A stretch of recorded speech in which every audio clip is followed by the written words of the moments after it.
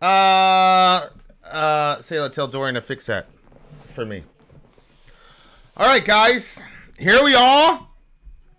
Had some technical difficulties, but I fixed them.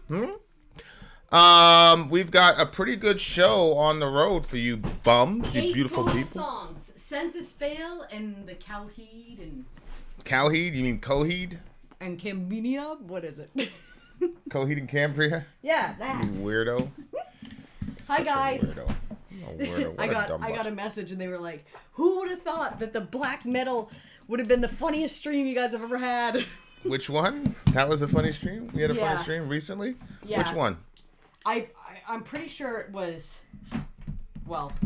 Oh, I don't know which... Arrows of the Erection. Arrows of the Erection. I was thinking that it was probably Daniel's stream that it was the Green Cave Float, I think is the name of the song. It was talking about the arrows of the guy's erection.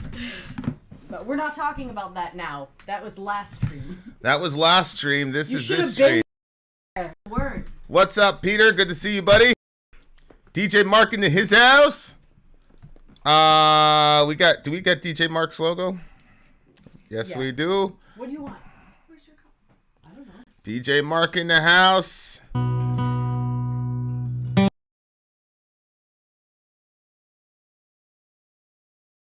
Perk in the house. DJ Mark. I can't put it anywhere but right here, so. I solved the technical difficulty.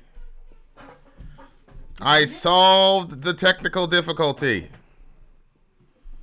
We are here. Shout out to the big homie Louie. Louie in the house, gang.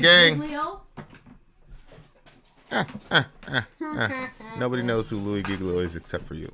That's all I need. Maybe Perk would know. River in the house.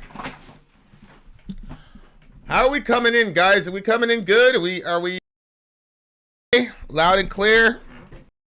I need that charger. Middle Earth in the house. Big homie Perk in the house. Goodness gracious, guys. Good to see everybody.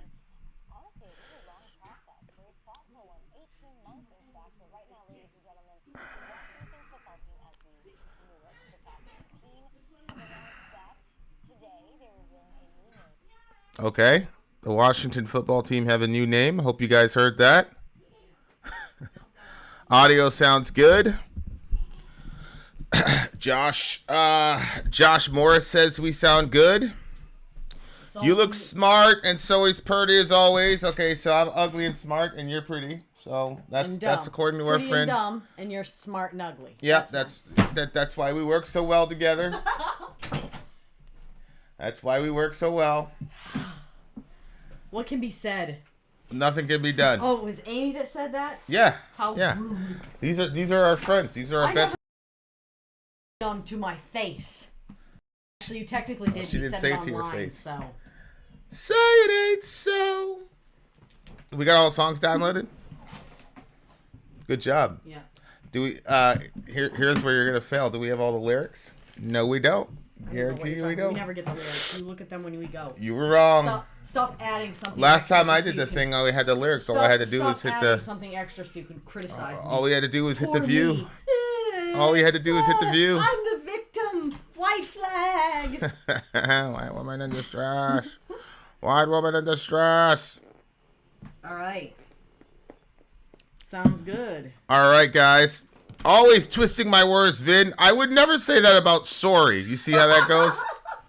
You see the subtle. You see the subtle. Not credle. Wow, you are rude.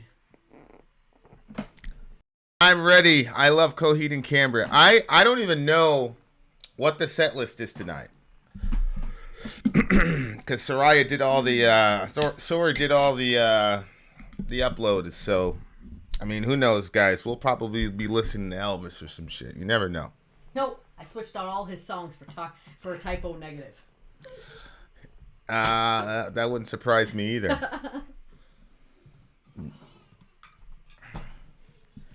All right, wouldn't guys. surprise me at all. Well, we do have a typo song. Not tonight, but upcoming, we're going to be having a typo song. I'm very much looking forward to it. Shout out to Brian. All right. Well, since our DJ is here, Let's get it on. Let's get it on. Song number 1 is on the way, you beautiful people. And as Amy is saying, she could see I'm in a good mood. Or he's a great actor. If I wasn't in a good mood, Never know. if I wasn't in a good mood, Amy would know why. I know. I read that email and I'm like, that's why you were pissed. Bitches. Honestly, he's being a bitch, though. He really is. All right. Shout out, long live Deutschland. Long live Deutschland. All right, here goes the commercial, and then we are on the way for song numero uno, bitches. I'm Vin. I'm sorry. If you would like to get your song reviewed, dear listener, there's the Filthy Capitalist option. As Sorry says, 125 gets you straight to the head of the line. You don't have to be a part of the alliance. You don't have to be part of the group. Wait a minute. And the biggest thing is you don't have to wait. You hop, skip, and jump right in front of everybody. 125 gets you there. You do that 3 times, and then get mashed down to the $75 rate for perpetuity. Yes! Also, there is a band review option. So if you've got a band and you're trying to get your band some exposure, hit me up at itsorry@gmail.com, and I'll show you the details about how to pull that off. You can also jump on Patreon, and there is a option on the tiers to be able to get your band reviewed. Yep. Obviously, we can't lie to you, so we can't guarantee a positive review. Get what you get. It's just rubbish. Rubbish. That's British for garbage. My favorite is a community option. $1 at the gate gets you in a Patreon. You get to join an alliance. The alliance joins their points together, and that helps determine what songs that we do. The alliances hang out on Discord. Message me on Patreon to get the link. And they do all kinds of other cool things. They do Minecraft, Dungeons and Dragons. Yeah. It's really a community within the community. Anybody can go in the village, facebook.com/VinandSorry. There's 160,000+ people on the channel. What's cool about the Discord is that it offers a real opportunity for community connection, friendship, that type of thing. And it's on Discord, so if you're not a Facebook person, it's for you. You start off at $1. Right. Plus you get exclusives. Sorry and I are working on a song. So the first 15 seconds of that was on Patreon. Also, at $15 tier and above, when we actually debut the video, they're going to be there live with us. There you are, dear listener. Buy our merch. Buy our merch indeed. Oh. The child shall lead them. To buy our merch. All right, you guys. DJ Mark in the house. It's been a little while. But he has made another appearance. Yes. Lucky us. Oh, you didn't even do the The what? The DJ by DJ Yeah, Mark. that's because I got... It doesn't matter why. I had audio issues, but I'm still going to put out my explanation. All right. I really need to grow past that. No, I didn't do it, Vin. Just take care of it. Yeah, DJ Mark in the house. You failed me for the last time. But that's what you said 10 times ago. Shout Shout out to the big homie Darth Vader. My man Darth Vader was miserable as hell, bro. Yeah, well, I'm sure he had reasons. Yeah, I'm sure he had his reasons. It's hard to get good help. Rude. All right, you guys. First song on the list is Senses Fail. Yes, sir. Can't Be Saved. Can't Be Saved. Senses Fail. This should be interesting. Brought to you by the big homie DJ Mark. He's right here. Still trying to figure out this camera. All right. Brought to you by DJ Mark. Senses failed. Cannot be saved. Let's do it.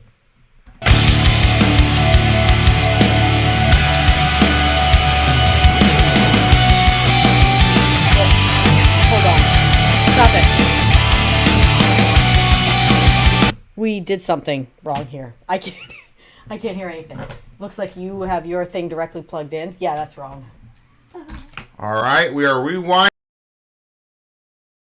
That was a dress rehearsal. Yeah, it was a drill like in school. It was a drill. I'm setting the tone. I'm setting the tone. Can you plug that in over there? So I'm hearing all that electricity.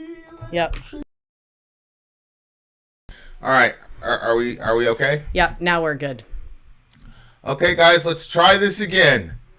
Can't be saved. Senses fail. Vin and Sorry. Let's go.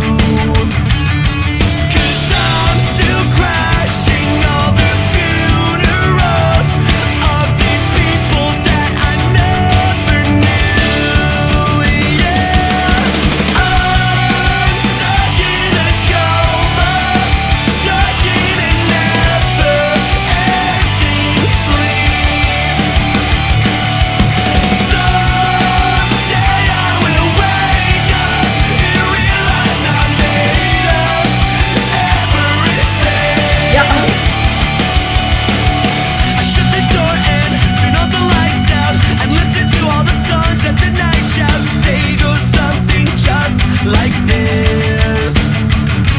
So go fill up a glass with tonic rocks and gin and drink yourself to happiness.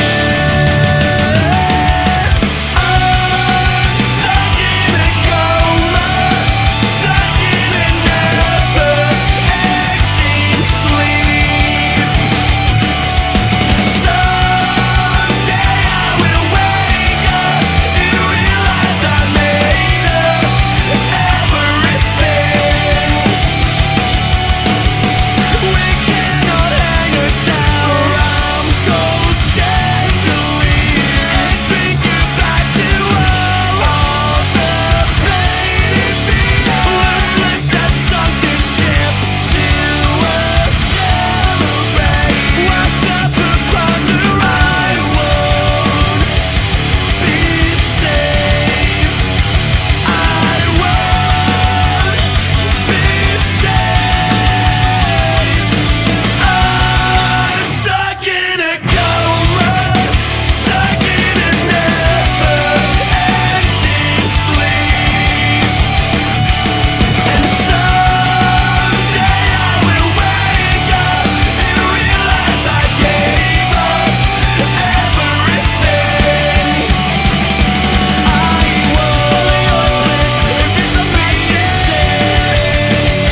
I know I got tattooed for a reason.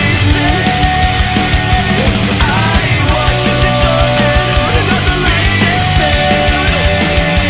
I listened to all the songs that you never say.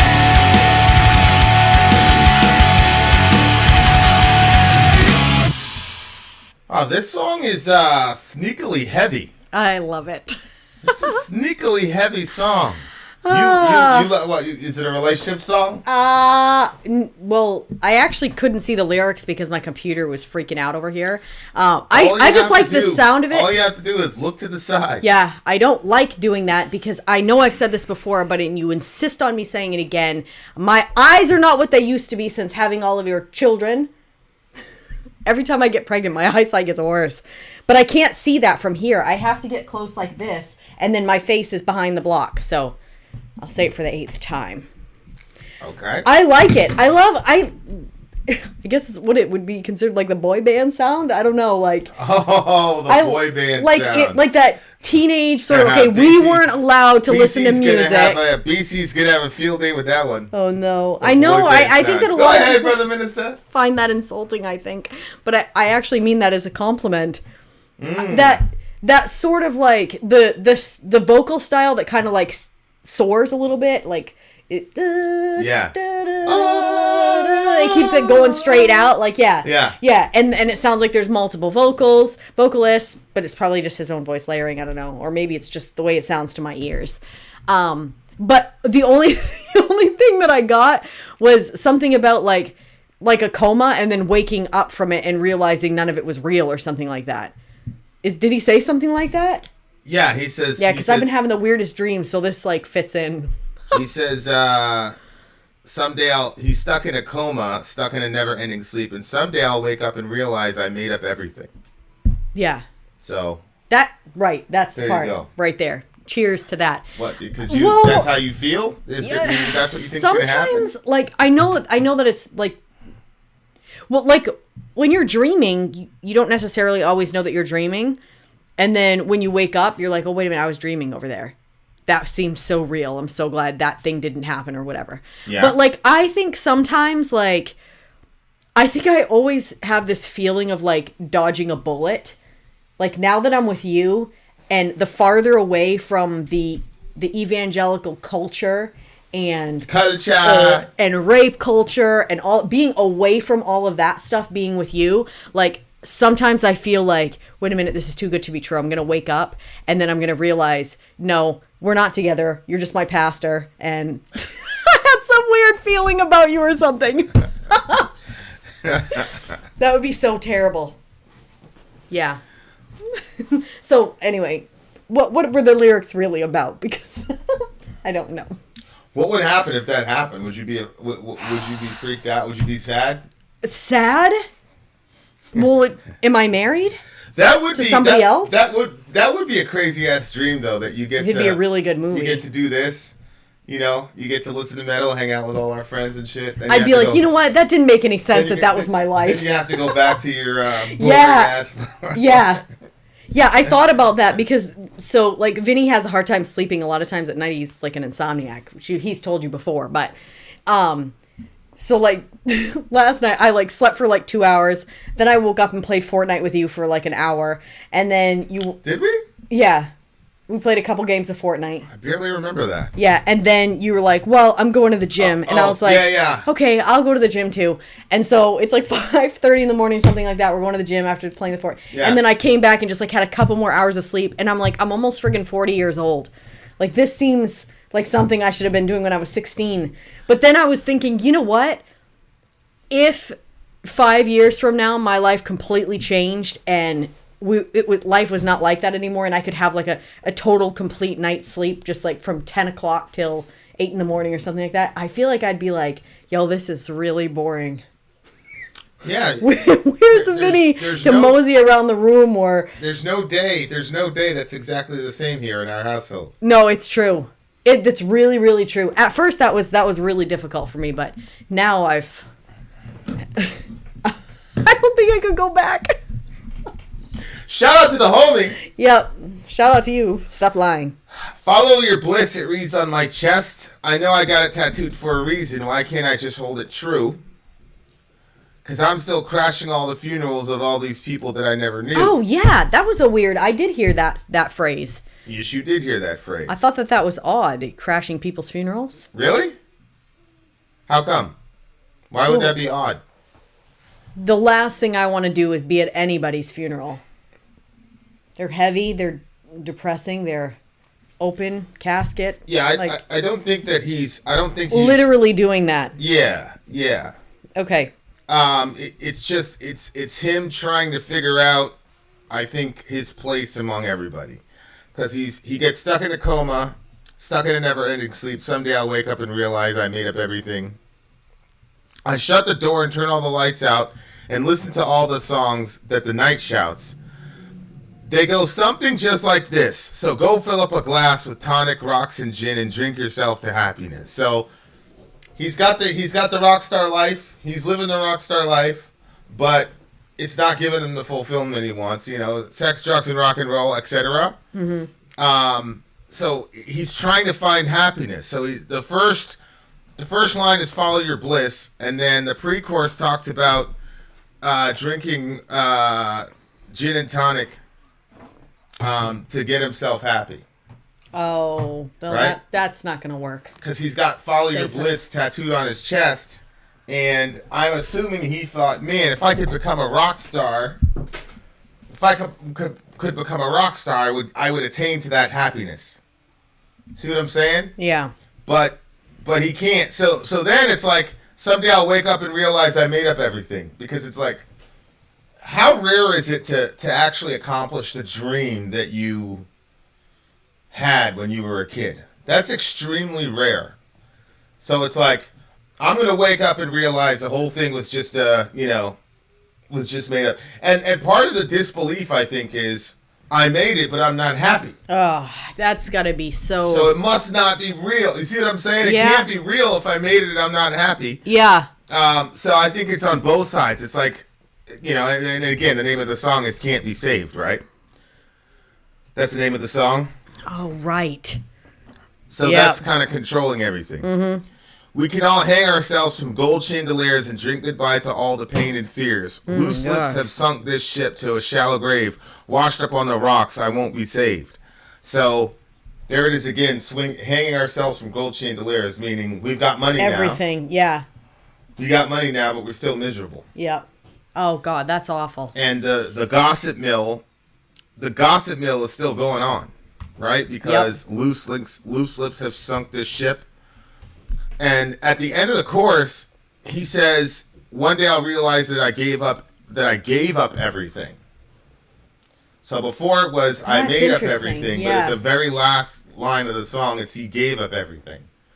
Which again, in order for you to Do you think that's about sacrifices? That Well, yeah. Like you can't have everything. It's impossible. Yeah. So you have to sacrifice something or some people or time or everything that you want has to be sacrificed on something else as an altar. So.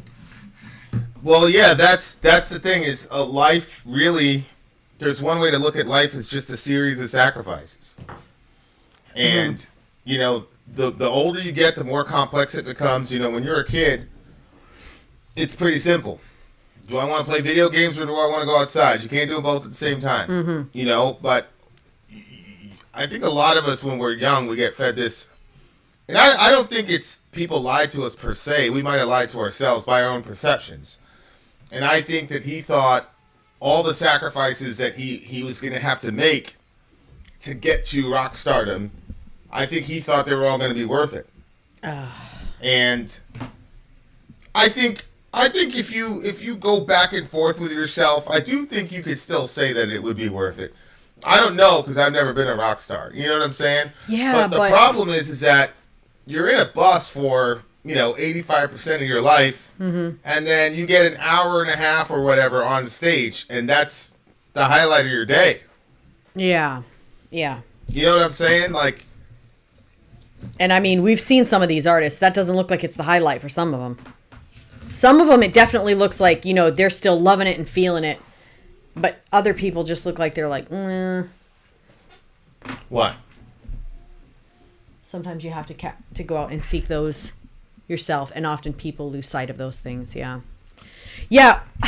I kind of think, too, that maybe he's talking about, like, happiness. I've said this before. I went to college with this one guy, and he used to say, well, the college was kind of like a cult, and everybody kind of basically had to, like, say the party line, and that was, like, acceptable. So, if they were like, what do you want for your future? Everybody, it was always, like, something extravagant. Or most people it was, like, I want to be a missionary and let my life go out, and even if I never see anybody come into my religion and get saved, like, that's okay. I'm going to know that I did what was right for God and for the, you know what I mean? Like, everything was, like, on 10. And he went up and he was like, I want to be happy. And we were all like, but inside I was like, yo, I want to be happy too, though. I mean, I do want to be happy. You want to be happy? How selfish! He went up. So what? He went up to the front. Like he had to go. To the front, it was. Everybody was just right. So you were supposed to go give your answer, and shout out to Roy. Roy goes up there and says, I just don't want to be happy, and that was like. I was like, wow, I'm surprised he was like that honest, because that's not going to get him a girl. You know what I mean? Because everybody was looking for somebody that was going to be like, I'm going to, exploits for the God, I'm going to do this. And then you got the cult of suffering over there. Yeah, right. There's not enough suffering in those words, Roy. That's not very Ayn Randian. Yeah, I don't know if he's happy or not now. I mean, he doesn't, to my knowledge, he doesn't have like a family, like no wife, no kids and stuff like that. And to me, that's like part of happy. He's probably very happy. So, hey, how dare you, babe? Stop that. You'd be so sad if we weren't here. How dare you? How dare you? What do you mean? Okay, well, I'll take the kids. You guys weren't here. This house would be full of people.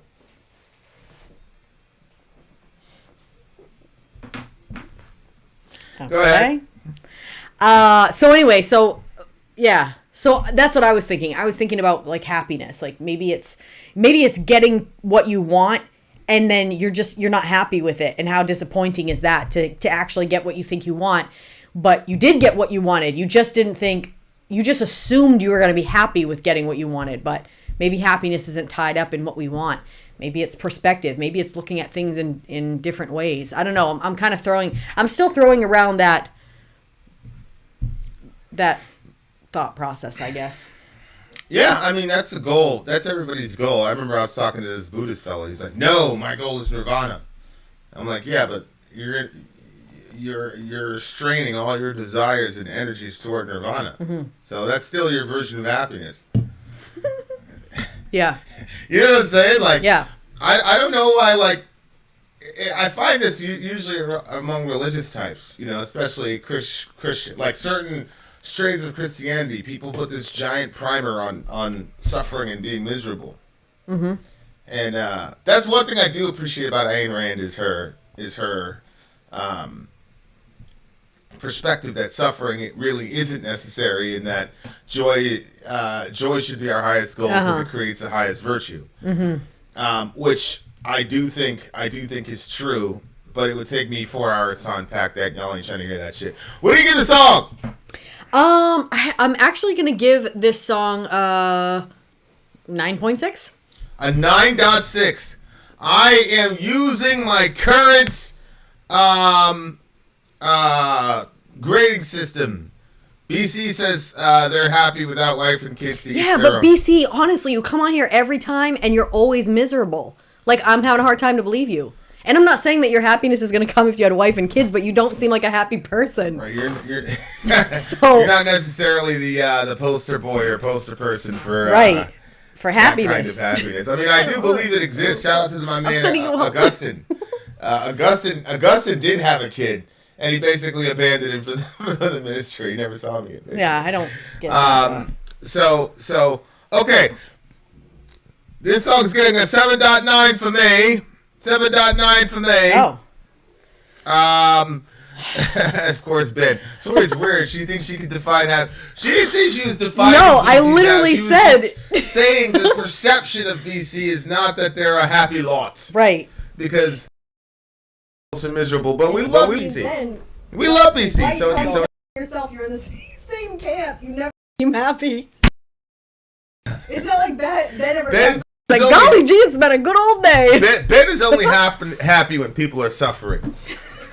People are suffering. Ben has a little glint of satisfaction about his life. I finished that Spirits interview that we did, and when I was editing it partway through, like, we had just gotten on with the guy, and somebody paid for us to beat up the koala. Oh, the koala. Yep, and so we had to stop the interview and beat up the koala. I Poor felt Ben. so bad for Ben when that was happening, but at the same time, it was You 22 could tell. bucks. It was 22 bucks. You could tell. But it was even worse. It was like, this is how much. But he said something really horrible that day. But like, people were paying $22 to see an icon of you get the Right. shit kicked out of it. It's just a horrible situation. Yeah, I think you choked him out and put him to sleep that time. Yeah. All right. Anyway, Emily Lee in the house. hey. My people. Gang, gang, gang. All right, you guys, on to song number 2. All right, guys, there you go. That was feel song like- number 1. If you're out in there in regular YouTube land, nothing can be done for you because you are a squirrel. But if you're doing the right thing and you're with us in the live stream, we're coming right back. Sit back, relax. We got a mega stream going on. Vin out. Sorry out. Go. All right, guys. Another song coming right up for your viewing pleasure / listening pleasure. A rare moment in which Amy Lee stands up for Ben Webb. What? Very nice. Very nice. I'm going to ship those two. Commercial break. I'm Ben. I'm sorry. If you would like to get your song reviewed, dear listener, there's the Filthy Capitalist option. As Sorry says, 125 gets you straight to the head of the line. You don't have to be a part of the alliance. You don't have to be part of the group. Wait a minute. And the biggest thing is you don't have to wait. You hop, skip, and jump right in front of everybody. 125 gets you there. You do that 3 times. Down to the $75 rate for perpetuity. Yes! Also, there is a band review option. So if you've got a band and you're trying to get your band some exposure, hit me up at itsorry@gmail.com and I'll show you the details about how to pull You that can off. also jump on Patreon, and there is a option on the tiers to be able to get your band reviewed. Obviously, we can't lie to you, so we can't guarantee, Can't a guarantee positive you a review. positive review. Get what you get. It's just rubbish. Rubbish. Rubbish. That's British for garbage. My favorite is a community option. $1 at the gate gets you in a Patreon. You get to join an alliance. The alliance joins their points together, and that helps determine what songs that we do. The alliances hang out on Discord, Message me on Patreon to get the link. and they do all kinds of other cool things. They do Minecraft, Dungeons and Dragons. Yeah. It's really a community within the community. Anybody can go in the village, facebook.com/VinandSorry. There's 160,000+ people on the channel. What's cool about the Discord is that it offers a real opportunity for community connection, friendship, that type of thing. But, And it's on Discord, so if you're not a Facebook person, it's for you. you start off at $1. Right. Plus you get exclusives. Sorry and I are working on a song. So the first 15 seconds of that was on Patreon. Also, at $15 tier and above, when we actually debut the video, they're going to be there live with us. There you are, dear listener. Buy our merch. Buy our merch indeed. Charles shall lead them. To buy our merch. All right, you guys. Coheed and Cambria. It's Coheed and Cambria. Holy smokes. Domino is the this real Destitute. It is real life, babe. What are you gonna say? Can you tell me what the timestamp is? 3110. 3110. All right. All right, Coheed and Cambria. What's it called? Domino the Destitute. Let's knock them all down. I can't even find it. Where is it? There it is. Okay, Domino the Destitute by Coheed and Cambria. Let's do it.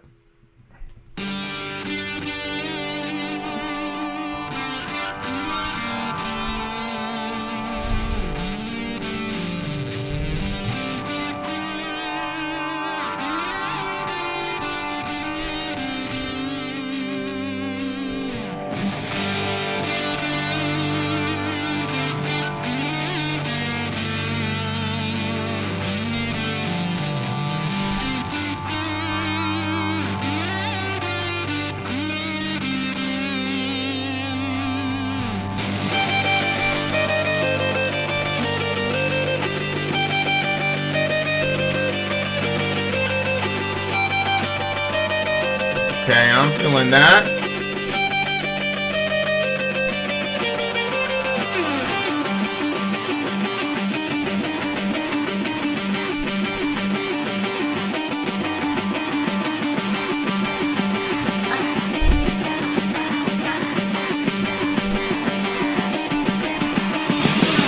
If you had the courage to stop me from turning into what would be the worst in everybody's eyes.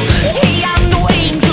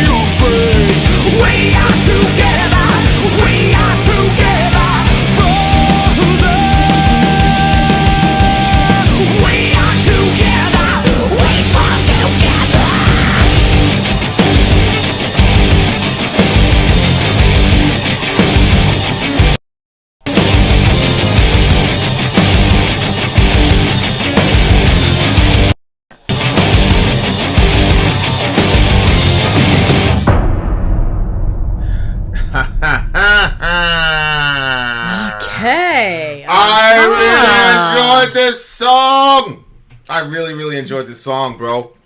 Why? It's a good bro song. You don't hear a lot of. Oh, yeah. You don't hear a lot of good bro songs. Shout out to DJ Mark for this song, bro. Okay, all right. Shout out to Michelle O'Rourke. I love this song, bro. I love it. What? Go ahead. Okay, all right. Well, explain to me what you liked about it so much. Well, it's the for war me, part. It's a that's the wrong lyrics. To me, it's a song about friendship. He's like, don't turn your back on me, brother. Mm-hmm. You know what I'm saying? Don't walk away with me because this is from me because this is our war. Don't walk away from me. I implore you, brother. I implore you, brother. Don't walk away from me because this is our war. Like, there's not a lot of songs about, friendship. You know what I'm saying?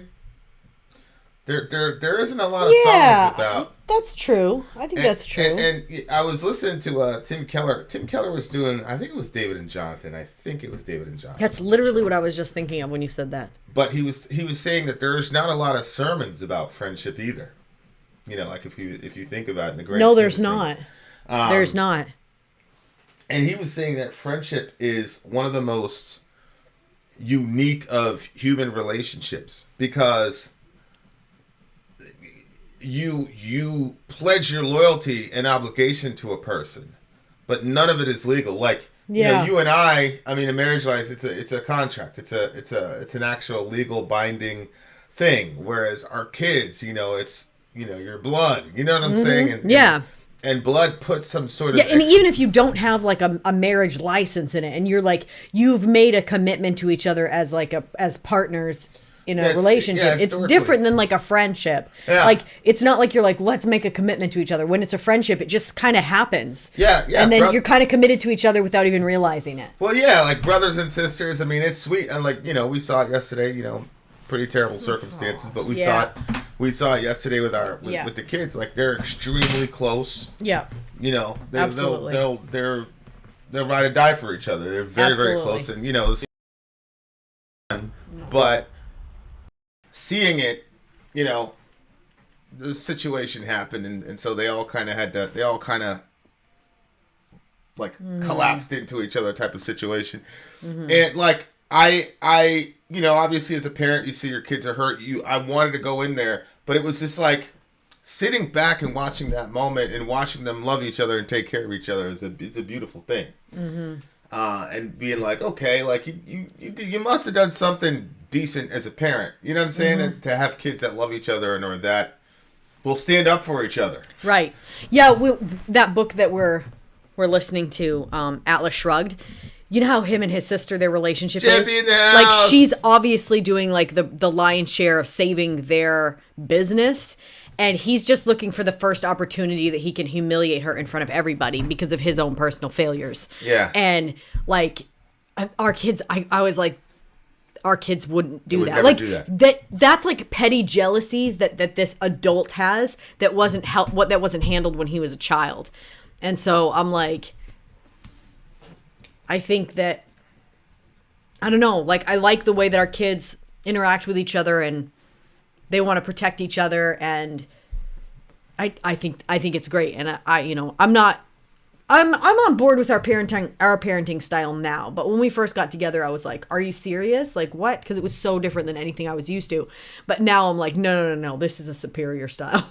This works. Like well, I was watching a show with the kids before this started, and like the teenagers were talking to each other, and they all got shipped off to this boarding school because they were problem children. Which, if any one of our kids got stuck in some like random like stuffy house, they would be considered a problem child, I'm sure. Right.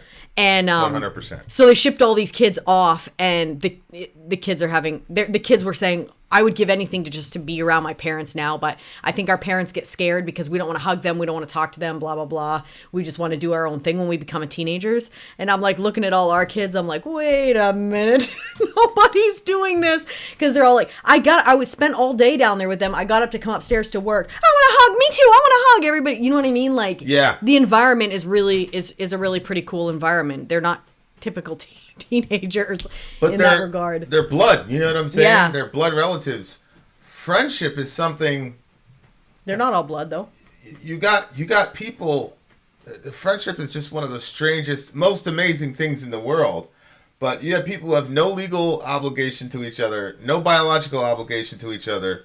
Maybe that's what makes it work sometimes better. Who are willing to do, like my best friends, like down in the hood, like shit was real, man. Like when it said this is our war, like it was real. You know what I mean? And I remember feeling like, man, I can't wait to get out of here. Like if I survive this, yada yada at the time, and it's like, and obviously, I'm glad I made it out.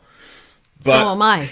There was something really cool about and I got to relive that in other situations, but at that point it was the job and everybody was, you know what I'm saying? Whereas this one was just organic, pure friendship, love for your brother who's really just your friend, and the willingness to go all out for somebody who's a quote stranger is one of the most fascinating aspects of being a human being. And it doesn't get celebrated a lot, which is why I love the song. And I think dudes do a good job of it from time to time, but I don't think I've ever heard, we've done over 2,700 songs. I don't think I've ever heard a song where women are talking to each other as friends and that kind of thing. You know what I'm saying? And it seems to me that ladies have a harder time maybe making friends with each other and then expressing that kind of loyal friendship. You know what I'm saying? Like I've had a hard time like seeing that. And maybe, because I'm a dude, I've been around dudes, so it's easier to see it. But I don't see that kind of camaraderie, I don't think, around. What are your thoughts on that? I mean, I don't think that I'm a good judge of that. I've never been in a situation like that where there was real like close knit friendship that because there's always the jealousies, the competing.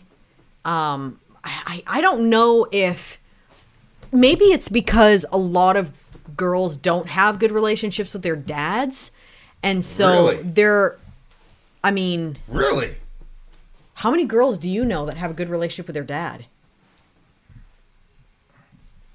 Do you know of any? I've never asked Amy about her dad. Maybe I'll ask Amy about her dad when we have our conversation.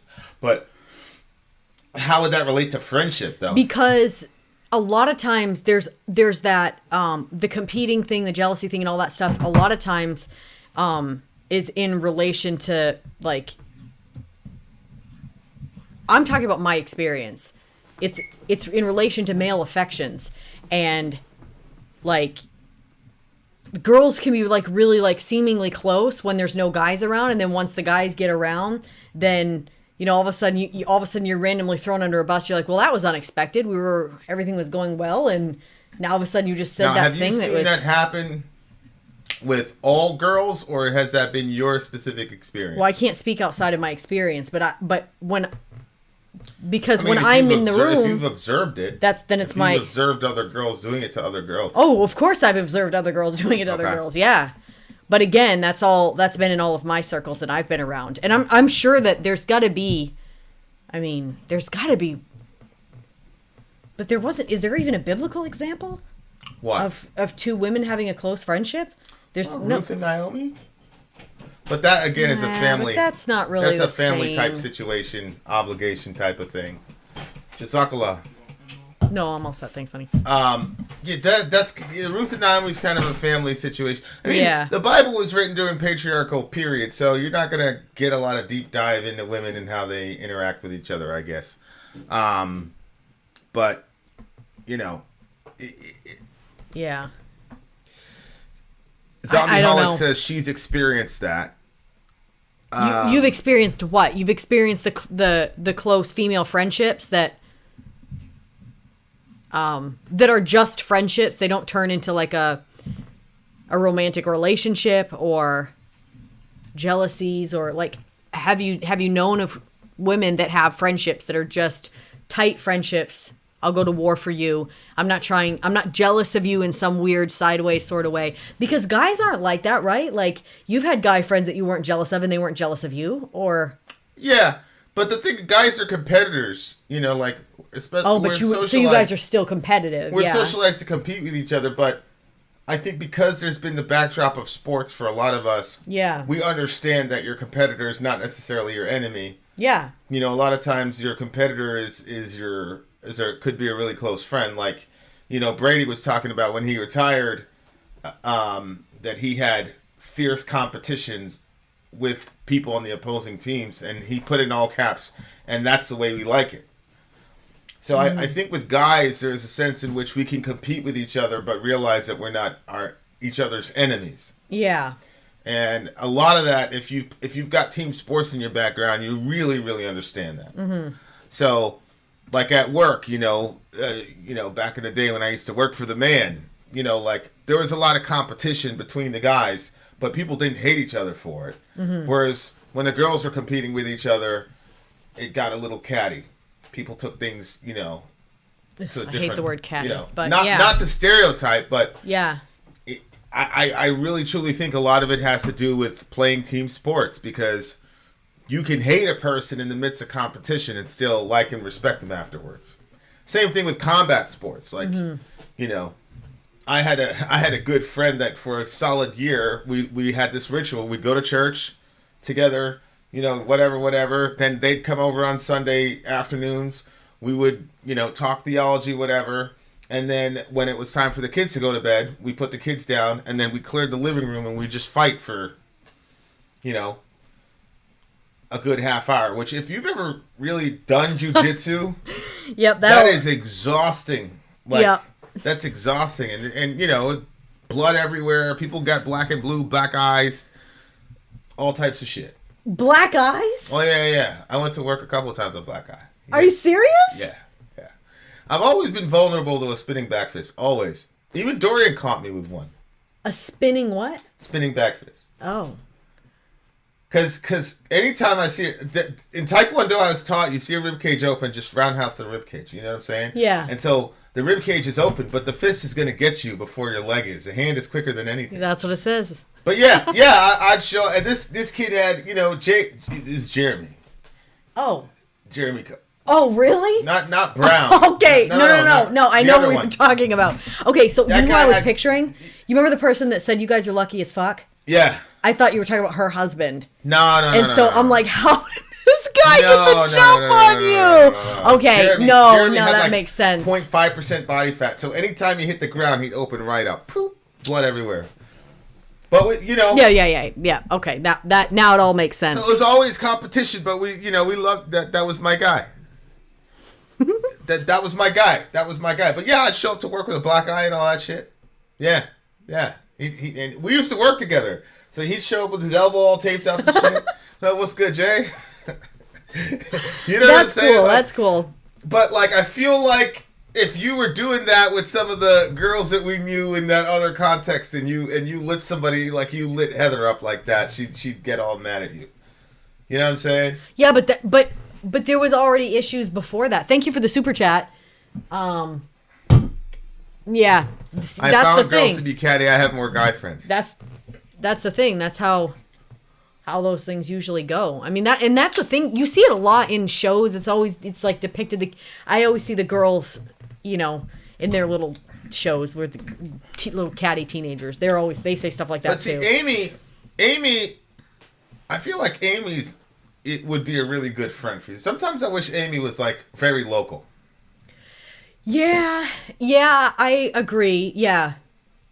You know what I'm saying? Like, but you know, of all the people that we've interacted with, Amy's kind of unique and singular. Like most when all of us get together, the dynamic with you and other ladies is usually not like that. Mm-hmm. You know what I'm saying? Yeah. So I don't know. Inshallah, maybe when we move, you know what I'm saying? Mm-hmm. But I love it, man. Like friendship, especially with dudes, man. There's definitely the bro code. There's a code of honor with your best friend, and you know it's a really, really beautiful thing. It really, really is, and it's it's one of the best things in the world, in my opinion. Somebody who has no obligations to you, but is willing to go to that degree with you. Yeah. And all that. I think if you can score one or two folks like that, you're in really, really good shape. I can't even imagine what that would be like. Like, sometimes I try to sit and pretend, like, what would that look like? And I can't even, you know, like, I could imagine what it might feel like to go get shot into the head toward the moon. I feel like I can, like, reenact that feeling and imagine what that, not reenact it, but, like, imagine what that would feel like. But I don't have any clue what it would be like to have, like, two female friends that we were, like, just tight. And, like, each had each other's back, where you could actually talk to them and trust that that wasn't going to, like, go somewhere or come out in some weird announcement. You know what I mean? Like, you know, like, let's say you talk to them and you're like, I don't know. I ran over the neighbor's cat on purpose. I would never do something like that, but that wouldn't be one of my weaknesses. But anyway, let's say that's what you were going to do. And then you told your friend, and then, like, an hour later, you guys are all in the living room, and you're like, so, sorry, you were driving. You were driving, you know? And so then you're like, wait, what do you mean you were driving? What happened? What happened? You know what I mean? And then it starts this big line of questioning or something when you didn't want to talk about it to anybody. That's why you said it in confidence. Like, I don't know what that would be like to even have people that you could trust like that to even... Yeah, you know. and that, you know... I think that's one of the curses of you, you know... looking the way that you do. I think there's like a little bit of an intimidation factor. I mean, there probably is, but the other side of it is I don't even know if I could be a friend like that to somebody else. Like, I don't know how I would be in that situation. I've never seen myself in that situation. I've never been. I think you could be. I definitely think you could be, for sure. I mean, you were like that with me. You know what I'm saying? Look at Michelle. Look at Sister Michelle. Look at nice. Aw, you look nice. Look at nice. Look at that. I like that outfit. Very wholesome. This is Michelle's photo bigger. All right. I mean, hey, get that. Copy that on the thingamajiggy. I haven't seen her in a while, so yeah. Like I said, I do think it's easier. I used to have friends all the time that, you know, girls that were friends. Like, I had one particular girl that was a friend. You remember T from high school? Yeah. And she would always say, you know, you always get those girls that are like, I can't be friends with girls. You know, I'd rather be friends with guys. You know, there's a joke. Oh, that's because she's, you know. Yeah. But she really wasn't like that. She just, you know, she was more like one of the guys than she was a girl. And I think she had a hard time, you know what I'm saying? Yeah. Relating to girls that way. But I don't know. Yep. But I really love the song. People talk about that strange vocal style that he has, and somebody said something like, the only person with a vocal style like that I like is the dude from Smashing Pumpkins, Billy Corgan. So he definitely does have a unique vocal style, and it might take some getting used to. He does, but I love it. He does, and you know, whoops, you didn't get that yet, huh? Oh yeah, I got it right now. I might have canceled it accidentally. No, I got it. Oh, you did? Here's Michelle. Gang. I like that shirt too. That's cute. All the fine china in the back. Yeah. That's I remember when I used to be able to wear belts too. They looked cute. They don't anymore. You're ridiculous. You're so horrible. Go ahead. What were you saying? Yeah, I think his voice is okay. So when the song first started, I was like, "Yo, I really don't like this vocal style," and then I started to like it, and then I didn't like it again, and then I did like it by the end. So I love it. I love vocal styles where I can sing along. Oh, there you go. So I can sing along to that vocal style. So I love that vocal style. Same thing with Billy Corgan. I love this song. What do you give the song? 8.1. This song is a 9.4 for me. I really, really, really loved it. Long live the brotherhood! Long live the... I'm listening also to Words of the Jews. And, yeah. Those Romans, man, they really loved each other. It was unbelievable. Oh, really? Oh, yeah. Like, that was one of the reasons their military was so strong. I mean, you had career militarists in Rome. You had mercs and everything, but... they really loved it. They love Titus. They love Titus to death, bro. They really loved that dude. Like, oh yeah, they were that's willing what you to were saying. They Yeah, were willing to level an entire city because he got an arrow in his caught hand. a dart to the hand. It didn't even go through and through. It went out and slid, so it created a little. Well, I don't know. Maybe that was their way of surrendering. Tom They Brady said, type "Send an gash. arrow or a bow." Yeah. That's Here's right. our surrender. Yeah. Oh yeah, I forgot about that. But like, yeah, it was like they had a little gash, and it's crazy because my understanding of the Roman military, the way Romans operated, was almost like mechanistic because they're renowned for being so disciplined. But those, particularly Vespasian and Titus, both of them really understood a spirit of corps, meaning the morale of the troops and how to rile, and they could be persuaded. So like Titus was about to execute a couple of them because they basically disobeyed orders, and the other soldiers came and said, "Don't do it," and he's like, "All right, fine, I won't kill you guys." Like, anyway, I'd have a hard time doing long live the brotherhood. Find a friend is the point. Find a friend, and you know, find a battle to fight. They're not difficult. You can find oodles of battles to fight. 9.6 for me. Whatever I gave it. Did I give it something? Anything other than 9.6 is wrong. So I think I gave it an 8.1 Don't or even worry about something. her score. Rude, out. Rude. Sorry, out. Go! I want to get my daughter's name and husband's name written on my body. Oh!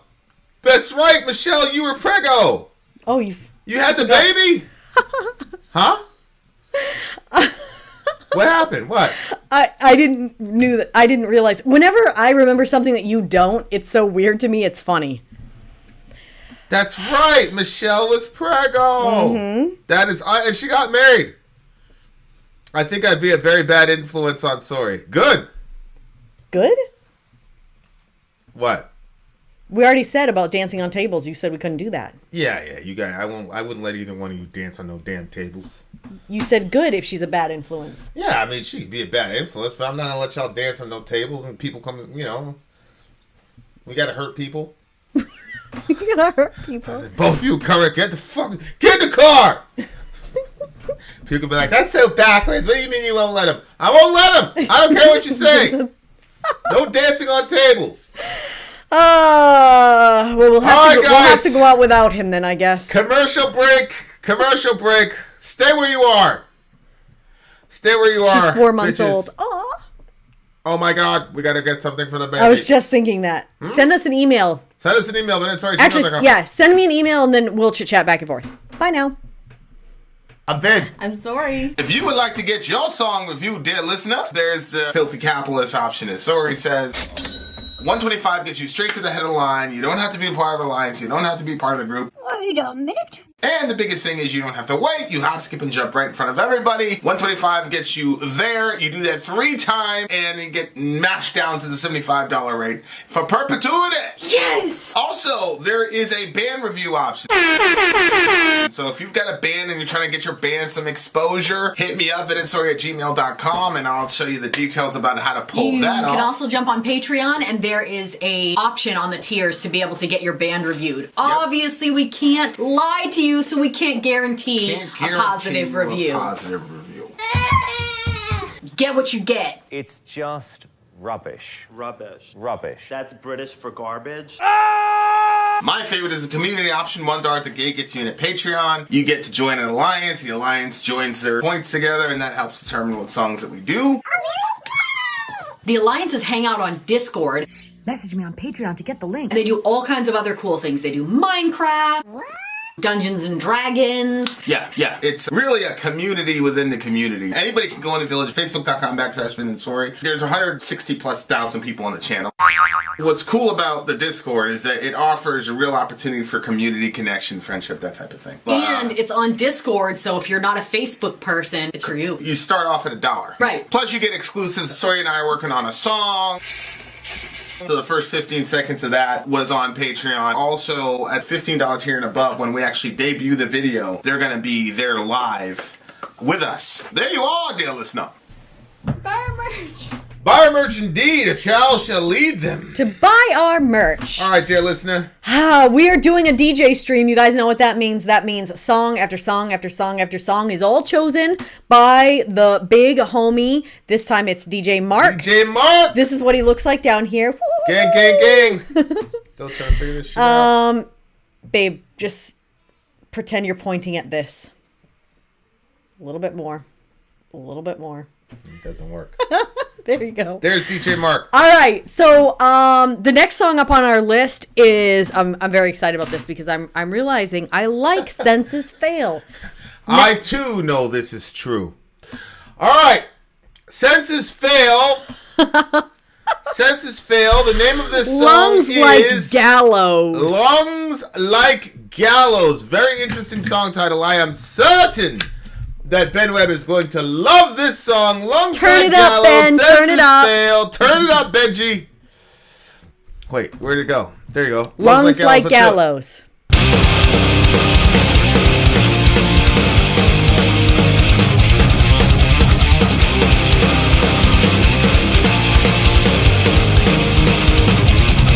I can't plan to prove to myself that I can matter to somebody else. Is what makes a man to turn on his head. To put your faith in the desert sand. The wind is only flowing. Gallows deep inside my lungs. That's where I hung ambition. Is it love that's knocking right on my back door? Because I've been breaking mirrors since 1984. I walk up to ladders, I spittle salt on salt, and I open my umbrella, even when I am enjoying. Oh no!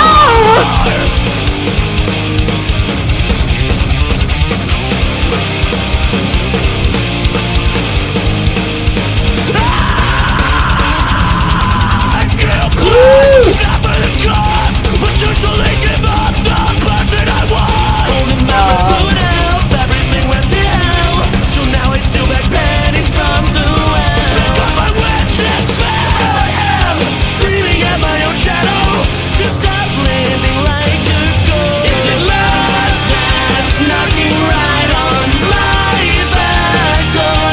Because I've been breaking mirrors since 1984. I walk up to ladders, I spittle salt on swords, and I open my umbrella even when I am enjoying. I don't need a round of the desperate. Come into me in 20 years of maybe then. 'Cause I'm not done screaming yet. You can come on the intervention. 'Cause I don't need your attention.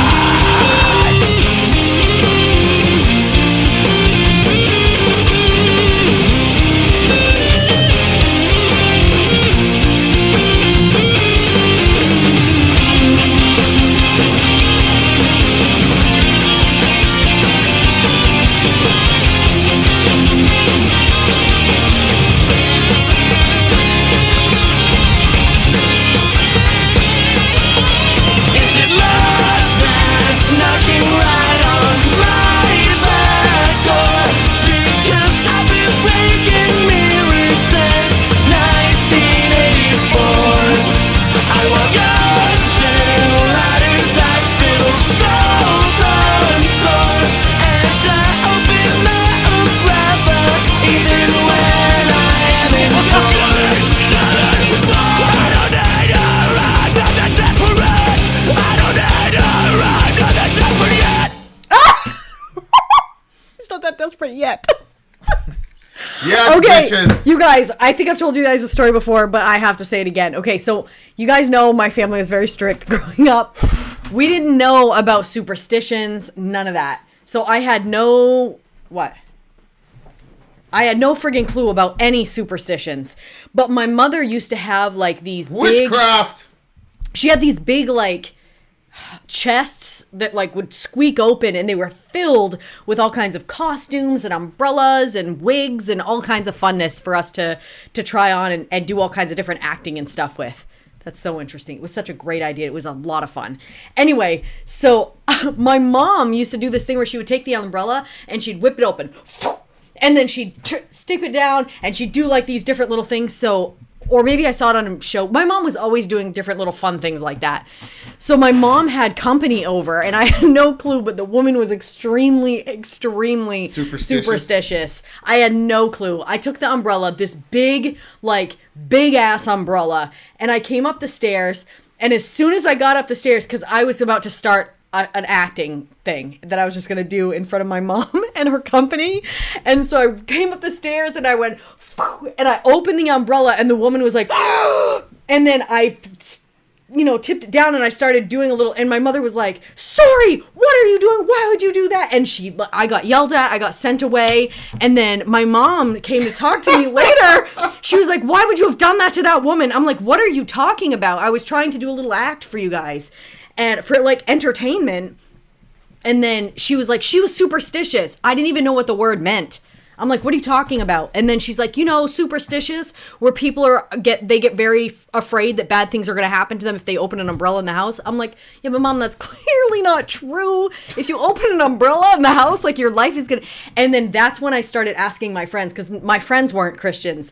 So I could get all the scoop on a lot of stuff. That's where I got all of my information. I was like, "Shannon, what is this superstitions? What is that?" She was like, "Oh yeah, it's real bad. Like if you walk underneath a ladder, then I think it was like 7 years bad luck. If you break a mirror, 7 years bad luck." And I remember thinking, holy shit, if that's true. Like I was always very klutzy growing up, and now I realize that's just lack of mindfulness because we have one child that's very klutzy, and I'm like, wait a minute, you need to slow down and pay attention. So I started thinking, well, perhaps the reason that I keep tripping over things and breaking more mirrors and breaking is because like the bad luck streak. And then I said, nah, that's stupid. I don't believe it. Yeah, it's a chicken or the egg scenario. If you are the type of person that breaks a mirror, right, you're just an absent-minded person. Right. So all the absent-minded people got together and said, "No, it's not that. There are forces outside of all control." So I accidentally broke that mirror, and now I'm being completely mindful, and everything is. Yeah, I was at work one time. I was just starting out, and the construction people were working on something, and they had the ladder set up by the door. What? So everybody was going through the other door because nobody wanted to. Well, They're taking the long way. That's rude anyway to go underneath somebody's. Are they on the ladder? Oh, no, they had set it up there because it was a pretty big job up there, and they were taking shifts or whatnot. And I was like, this is dumb. So I just walked. There was a collective gasp on the floor. And I knew step on a crack, you break your mother's back. Yeah. I think I knew about the mirror thing. I didn't know about the ladder thing. I didn't know about the umbrella thing.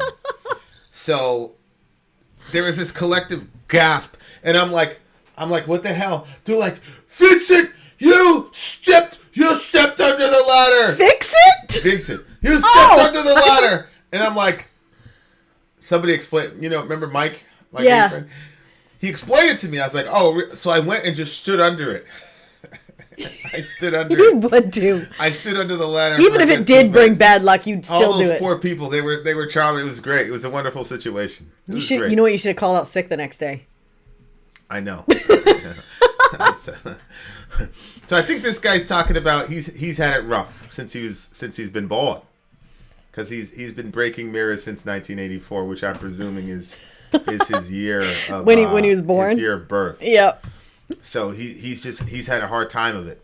He's had a hard time of it. This guy. Yep. It sounds like. Well, it was sad that beginning. For myself.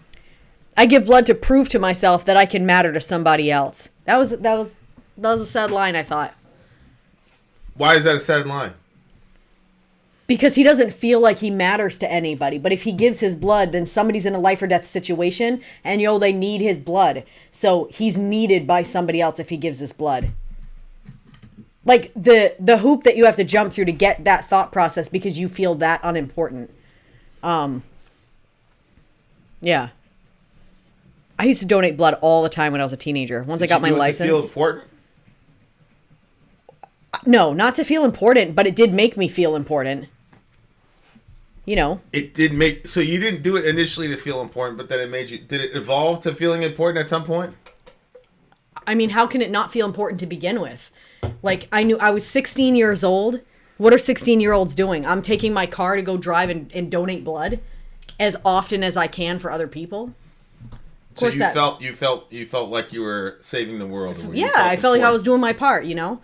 And then I went to donate plasma too, but they pay you, and you couldn't just donate the plasma and plus this, you know, where you donate plasma in Lewiston. Yeah, it feels like somebody's gonna screw up and you're gonna land with some very, very terrible horrible disease. Yeah. Yeah. I walked in there and I was like, yo, and then like the nurse that was signing me in was talking to me, and it was like this, just like she just had smoked a cigarette and didn't even bother to put a Tic Tac or anything in. So that made it even seem like, come on, I mean, like, try, you know what I mean? And just the whole place didn't really look, so I was like not comfortable with the place anyway.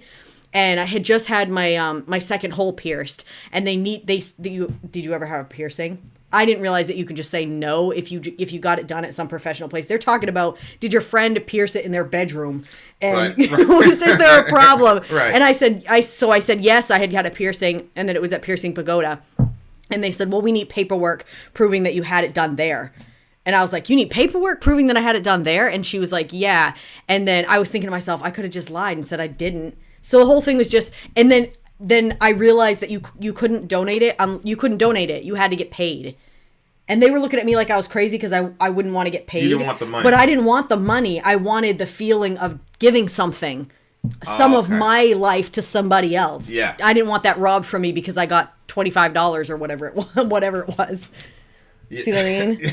Well, I used to hear people all the time talking about, mad people were doing that to pay off their cars, rent or whatever. Yeah, it was a good amount of money. I'm like, if I would have had Ben Webb at the time, it would have been, something was bugging me about that, and then I was like, what a fucking crazy system we're in. People have to give their lifeblood to be able to pay in order off. to pay rent. Holy shit, we are in a brave new world. This shit is insane. That I can matter to somebody else is what makes a man the dirt on his hands. Don't put your faith in the desert sand. The wind is always blowing. There are gallows deep inside my lungs. That's where I hung ambition. I think when I don't understand that line, but that, like, it makes me feel claustrophobic hearing those lines. I don't think there are gallows deep inside my lungs. I don't think he's talking about like literal blood though. I think it's his art form that he's talking about. When he says he gives his blood to prove that he matters to somebody else, because the next line is what makes a man the dirt on his hands, meaning his labor, his work. You see what I'm saying? Oh, and I took that as the bad things that you do. That's what made you dirty? No. I think he's talking about, you know, the work, the labor, because at the end of the day, your hands, you know, traditionally speaking, back in the day, your hands would be dirty and grimy with the day's labor. Mm-hmm. Yeah, no, that makes sense. In our context, it's true. Like, one of the aspects that defines manhood in the modern, especially in America, is your ability to produce. Right. And, you know, and how that all, it's funny because, like, I think the working thing is kind of universal, but up here, one of the real markers is whether you own a home or not. Or whether you're paying a bank to live in your house. Yep. Because that's really what... Right. You know, no, you're right. And to me, like, you know, I can't even understand that mentality. Like, I'm not saying it's wrong or right. I'm just saying these they're all different subcultures that have these markers of what makes a man or whatever. Yeah. And to me, I would rather... Yeah. I'd rather pull out, you know, $125K on a small business loan. Than a mortgage. I mean, you know no. Like, I totally hear what you're saying, and it's really, really weird because I was raised in one environment, and living with Vin is like it's like another friggin' world. I'm like literally just miles away from where I grew up and miles away from my previous marriage. But it's like, I feel like I'm in another world, because what defined manhood in those contexts is not how you define manhood. And that took a while for me to like switch around, especially when I knew other people were like, how come you don't have this, and this thing?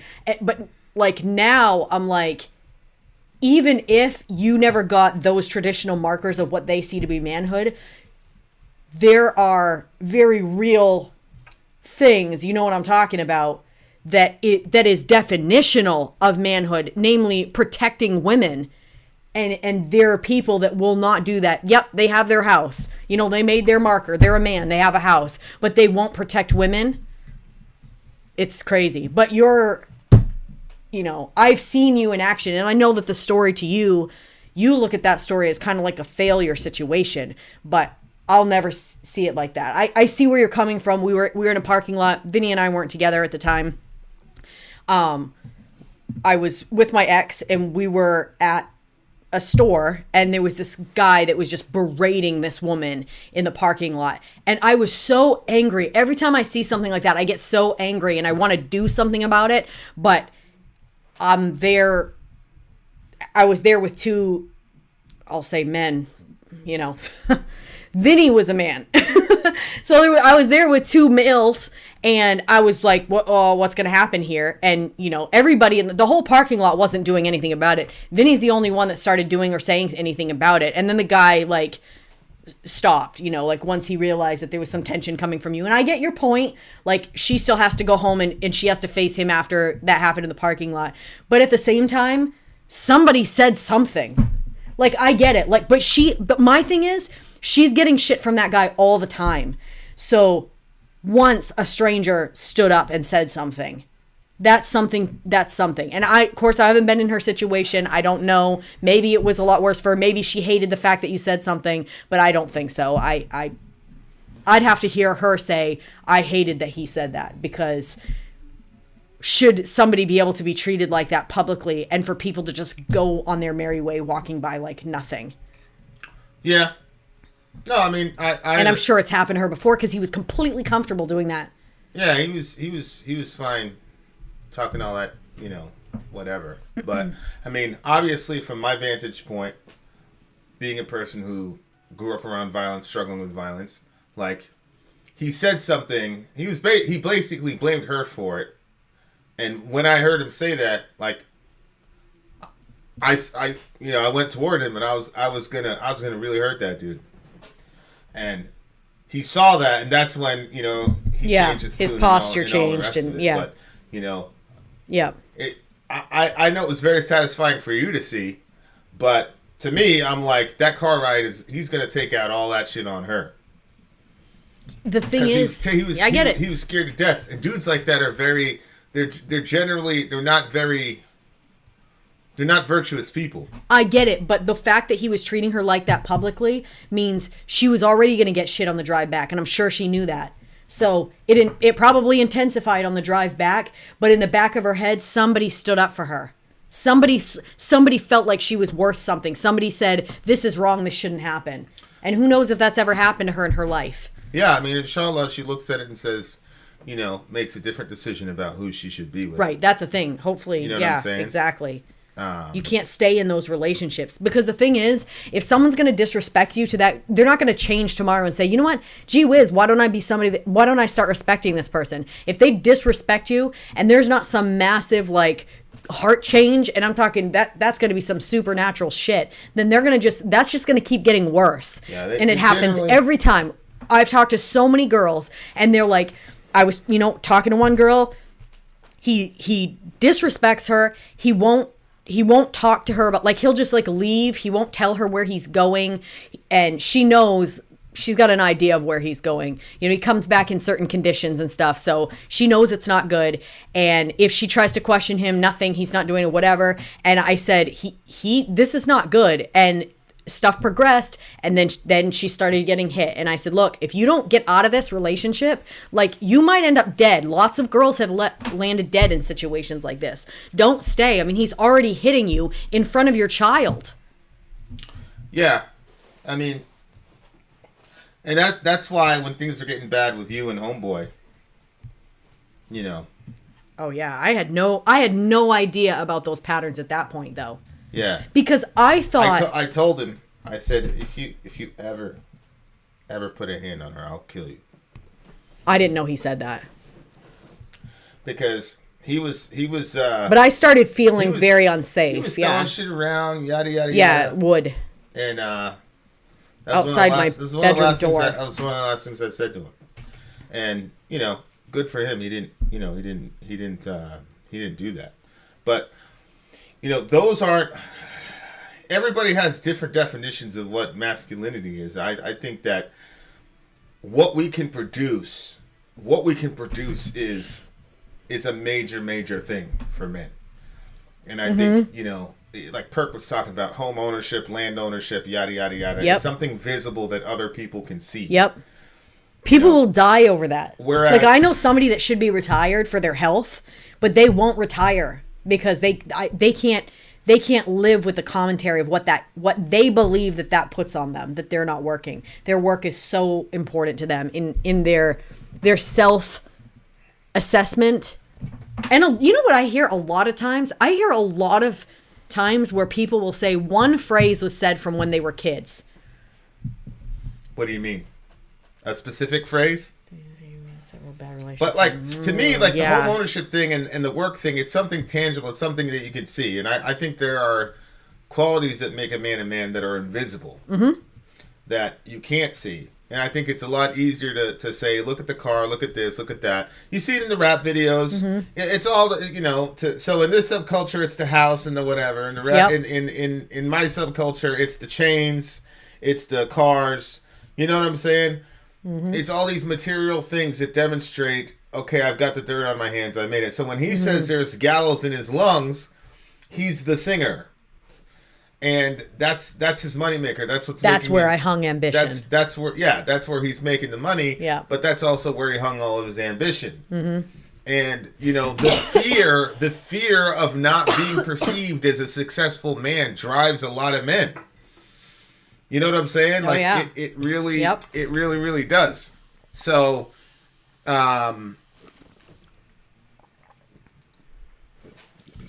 yeah, but see, Ben, I wasn't concerned. I wasn't concerned with making him behave better.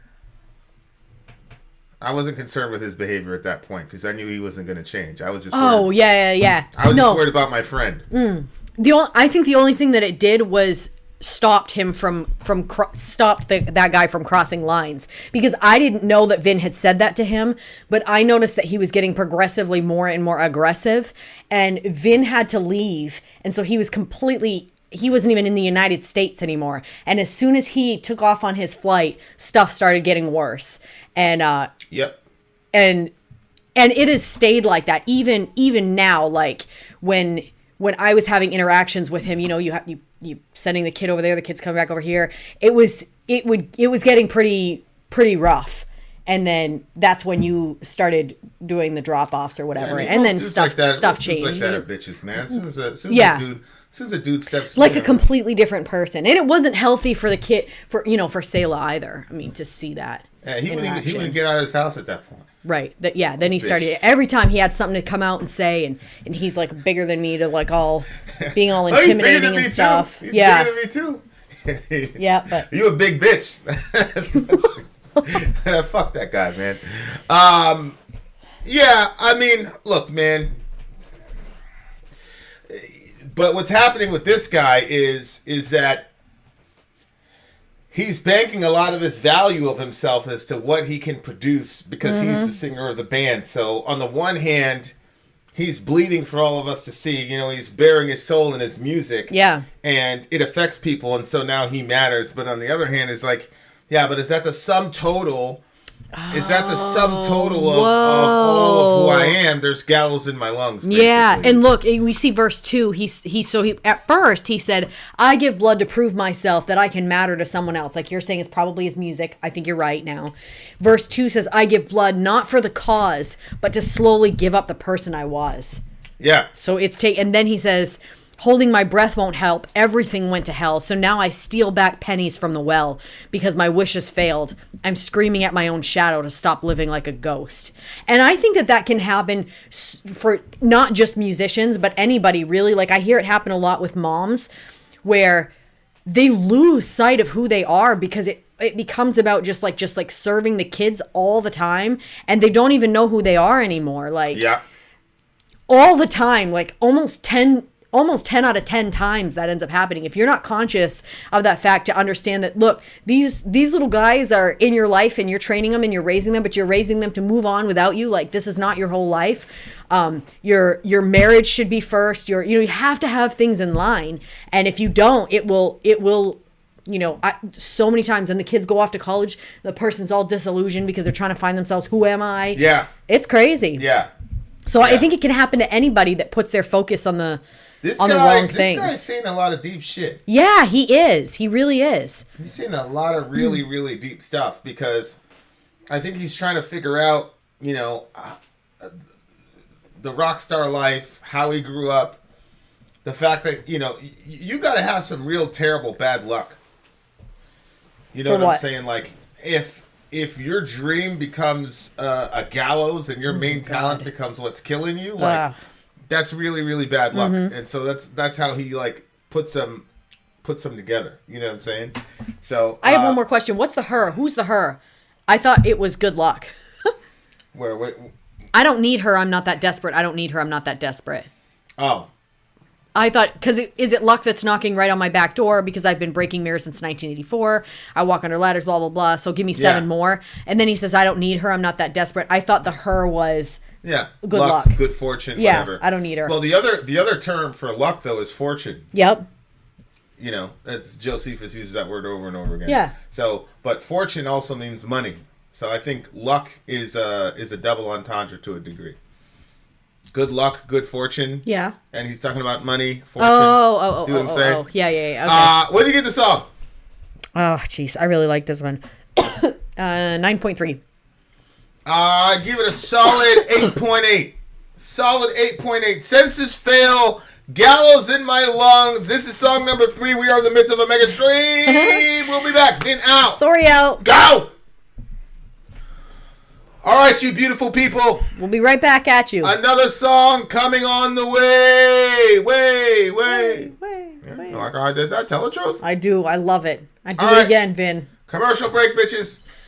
I'm Vin. Okay, Sentry. If you would like to get your song reviewed, dear listener, there's the Filthy Capitalist option. As Sorry says, 125 gets you straight to the head of the line. You don't have to be a part of the alliance. You don't have to be part of the group. Wait a minute. And the biggest thing is you don't have to wait. You hop, skip, and jump right in front of everybody. 125 gets you there. You do that 3 times, and you get mashed down to the $75 rate for perpetuity. Yes! Also, there is a band review option.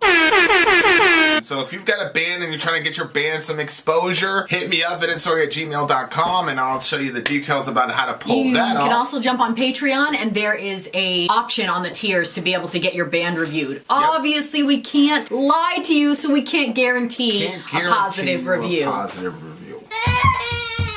Get what you get. It's just rubbish. Rubbish. Rubbish. That's British for garbage. My favorite is a community option. $1 at the gate gets you in at Patreon. You get to join an alliance. The alliance joins their points together, and that helps determine what songs that we do. The alliances hang out on Discord. Message me on Patreon to get the link. And they do all kinds of other cool things. They do Minecraft, Dungeons and Dragons. Yeah. It's really a community within the community. Anybody can go in the village, facebook.com/VinandSorry. There's 160,000+ people on the channel. What's cool about the Discord is that it offers a real opportunity for community connection, friendship, that type of thing. And it's on Discord, so if you're not a Facebook person, it's for you. You start off at $1. Right. Plus you get exclusives. Sorry and I are working on a song. So the first 15 seconds of that was on Patreon. Also, at $15 tier and above, when we actually debut the video, they're going to be there live with us. There you are, dear listener. Buy our merch. Buy our merch indeed. And Chow should lead them. To buy our merch. Yes, sir. Shout out to Kai. And shout out to DJ Mark, who is DJing our stream. Whoops, over there. Next up on the list is Coheed and Stop saying Coheed. It's Coheed. I know. I don't know why I keep saying that. There's not even a W in there. Good Lord. Coheed in Cambria. Coheed and Cambria. What's the name of the song? SENTRY the Defiant. Coheed and Cambria. SENTRY the Defiant. Let me get these lyrics here. Okay. He's very verbose, this fella. Okay, Coheed and Cambria, SENTRY the Defiant. This is the DJ Mark Megastream, ladies and gents. And didn't we do a Coheed song before? We did. Oh, okay. So this is all Coheed and Census Fail, I think. Yep. That's what I said. It's a whole No, stream you of see, that. the universe is not eternal. The universe is 13.77 billion years old. Okay, here we go, guys. Coheed and Cambria. Let's do it. They're all his lyric. He made all these lyric videos. Wait, is that all the lyric videos? Yeah, he made them all. Oh, well, that would have been good to know. Yeah, I know. I typed it, but I don't think you saw it. Oh. Thank you. Okay, so let me find this because you didn't download them in order. SENTRY the That's because Defiant. one of There them it got is. stuck. SENTRY the Defiant. Let's do it. Okay.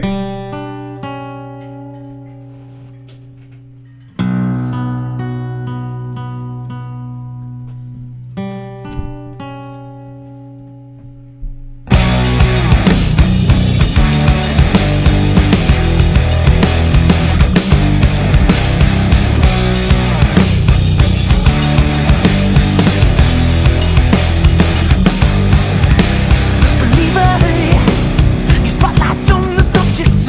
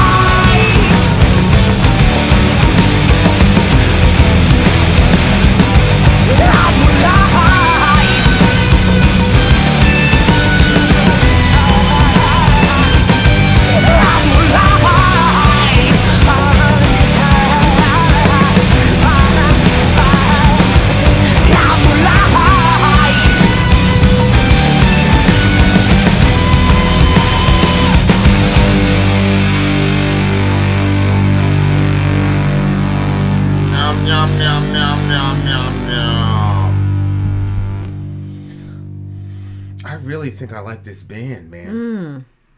I really like this one. So wait, the outro wasn't there? What do you mean the outro? Look. Connection of principal craft has been lost. Attempt to reconnect 321. Connection failed. Recalculating navigation via secondary mobile apparatus. Estimated speed, a falling rate, 263 knots. Rate of survival, 33%. How long have we been away? Approximate calculation, 547 days. Cyrus, do you still want to go home? Serious, I mean. Okay. You know, it's crazy. So I'm not going to put the person on blast, but somebody in the chat was saying that they slit both their wrists when they were 16 and that they feel ashamed of the scars when they see them now. And as soon as I saw that, he started singing the "Oh, I'm alive" part. I'm alive. Yeah. And it was cool because, you know, like, you've got so many scars, multiple scars on your arms. And there's been so many different times where that's gotten used to help other people. Like, we were down in this park one time, we're talking to a bunch of people, and there was like this whole group of really young people that had come down to, you know, talk to the homeless people or people that had, you know, even and just regular people that were hanging out at the park. They were down there to talk to people and pray with people. And there was this one girl, and she was powerful, she was amazing, and then she pulled Vinny on the side because she had scars on her arms, but we didn't see them though. She must have had them covered. Yeah, she pulled up her shirt and showed me. Yeah. And you know, she had some self-harm going on, and she said, "Well, I saw your arm, so I figured you could understand." And I was able to talk with her and encourage her and all the rest of it. Like, I remember I was when I was in the hospital, you know, because I had been doing it for like, you know, years prior to that. Then I ended up in the hospital, and it's kind of like a. Yeah, hon, I know who you were. I just didn't want to blast you because this video is going to go out and it's going to be seen by thousands of people. So it's kind of like a prison facility, that place. The hospital was, and you know, I found a way to get something sharp in there, and I just went to town. It looked pretty bad. Yeah, looked like you know, it was pretty bad. And I remember, like, you know, they patched me up or whatever, and I remember I was like, I usually don't get, like, ashamed of anything, but I felt bad because what I had used, I basically convinced, you know, my doctors and my counselors, hey, you know, whatever, and I basically, you know, but there was a lot of things going on, and God just said to me, like, I'm going to use that. You know what I'm saying? Mm-hmm. And so, but that's happened a bunch of times. It just makes you a lot more accessible to people. Oh, absolutely. It's one thing to say, oh, I know where you've come from. But there's another thing where, like, it's funny because I think it was Agrippa or whoever it was. And they were saying that he wasn't loyal to Rome. And he's like, I'm not going to argue with you guys. He pulls up his shirt. And he's got all these scars because his own people were going after him because of his loyalty to Rome. And that ended the argument. Yeah. Done. Done. You know what I'm saying? So it's like, if you're out there trying to help somebody and they're going through shit and you say, yeah, I know how it feels. And you tell some story. Like, it could be true or it could be false. But when you've got that evidence, like, no, I've been through this shit. It just makes you a lot more accessible. Yep. To help other people. You see what I'm saying? For some reason, I notice if people have scars in their arms. I'm not sure why. I guess when I look at somebody, for me, like, eyes tell so much about a person. And, wow, that's interesting. Anyway, I just realized something in a moment here. But anyway, like, I'll notice somebody's eyes don't look right. And then I look at their arms and I notice that they have scars on their arms. And I always think to myself, I wish that I had marks on my arms so then I would be able to say, hey, I know what you're going through. Because, like, I think my pains and stuff were so internalized that I don't have anything outward that shows that I went through difficulties as well. So, and I feel like people, sometimes I don't even know what I would actually say. Like, maybe I need to just throw myself into the conversation, but I never know what to say. Like, I guess saying, you know, I've been through hard times too or something. I don't really know. Like, I never know what to say. And like, I saw this one kid. I mean, I've never seen so many marks on somebody's body. It was unbelievable. Like, I've seen in like online if something comes up, but never in real life. And I was like, I felt like somebody like just took my heart and just like put a bunch of slices all in, and it was so painful to see this person in the situation. And like, I didn't say anything. I didn't know what to say. I didn't know if the person wanted attention drawn to it, because I remember there was one time where we were somewhere and somebody commented on the marks on your arms, and I was angry about it because I felt like it was just curiosity for the person instead of like, hey, do you remember who I'm talking about? No. Oh, yeah. But I don't know why he was asking about it. But it just didn't have. But it might have been. I mean, maybe there was some deeper reason. But I didn't like it that he had asked, and it had offended me that the person had asked, because I felt like it was like a morbid curiosity instead of like, you know what I'm saying? Well, people outside, who haven't experienced it, especially that guy, he comes from more of an old school mentality. Right. So he doesn't Right. understand. He didn't understand really what it was about. You know what I'm Right. saying? Well, and you're like such a powerful person that it's hard to, like, you were running everything. You were doing so much. You were, you know what I'm saying? So yeah, I was doing a lot more than he realized. what? Well, no, he knew because it was. Well, he didn't know. It was written. You know what I mean? Like, I had to. Oh no, he didn't know the other thing too. You're right. He didn't know all of it. So anyway, but the guy was, I don't know. I felt like it was like, wow, this person accomplished all this. How is it that they were at that low point in their life? Yeah. But at the same time, like, you're black in a place that's predominantly, well, it's not predominantly anymore white. I think that there's a lot of other. Maine? Yeah, but this area is not predominantly white anymore. But anyway, I just felt like it was like a weird curiosity, and I didn't like it. Your spotlight on the subject, so incorrect. And suggestions suggest that I'm someone you should not respect. Oh, you wear your facade so well, covered up in a plastic shell. You're a liar to everyone around you. Just don't forget. Face the honest truth. You were never you. Yeah. Now be defiant the lion. Give them the fight that will open their eyes. Hangman hooded, softly swinging. Don't close the coffin yet. I'm alive. So this is somebody who kind of, I don't want to say betrayed the singer maybe, but definitely not the person that they projected themselves to be. You know what I'm saying? Because Yeah.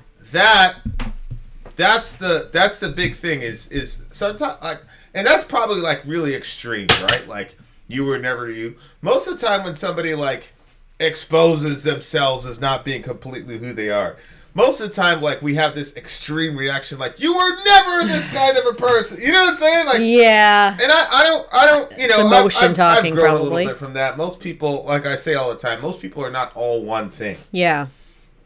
So, like, a lot of times people project their ideal self to people, and it's not because they want to be fake or they want to be a hypocrite. It's because they can't stand who they really are as a person. They haven't been able to reconcile to themselves those flaws. Mm-hmm.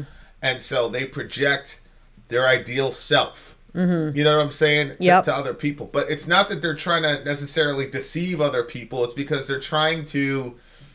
They don't like who they are as a person, and they haven't been able to come to terms with the fact, whether it's you not being perfect, whether it's, and a lot of it has to do with the subculture around you and all the rest of it. But there's a lot of reasons people put on those, facades. Yeah. When I was, we're in the Bronx, like, sometimes that could be life or death. And so there's a real primer on being real. Mm-hmm. So, like, for example, like, you have people that were projecting all this gangsterism, and when the Box Cutters and Guns came out, they're out of there.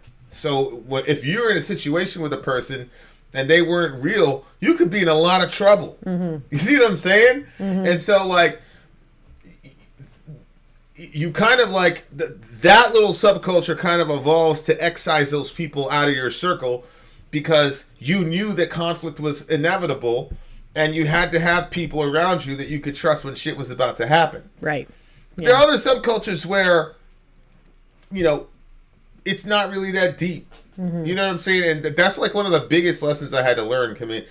And I don't know, like, being in New York kind of changed that about me, because when I expect that most people are not what they put out. I expect that from people. I expect that most people are trying to conform to a certain subculture. Yeah, I would agree with that.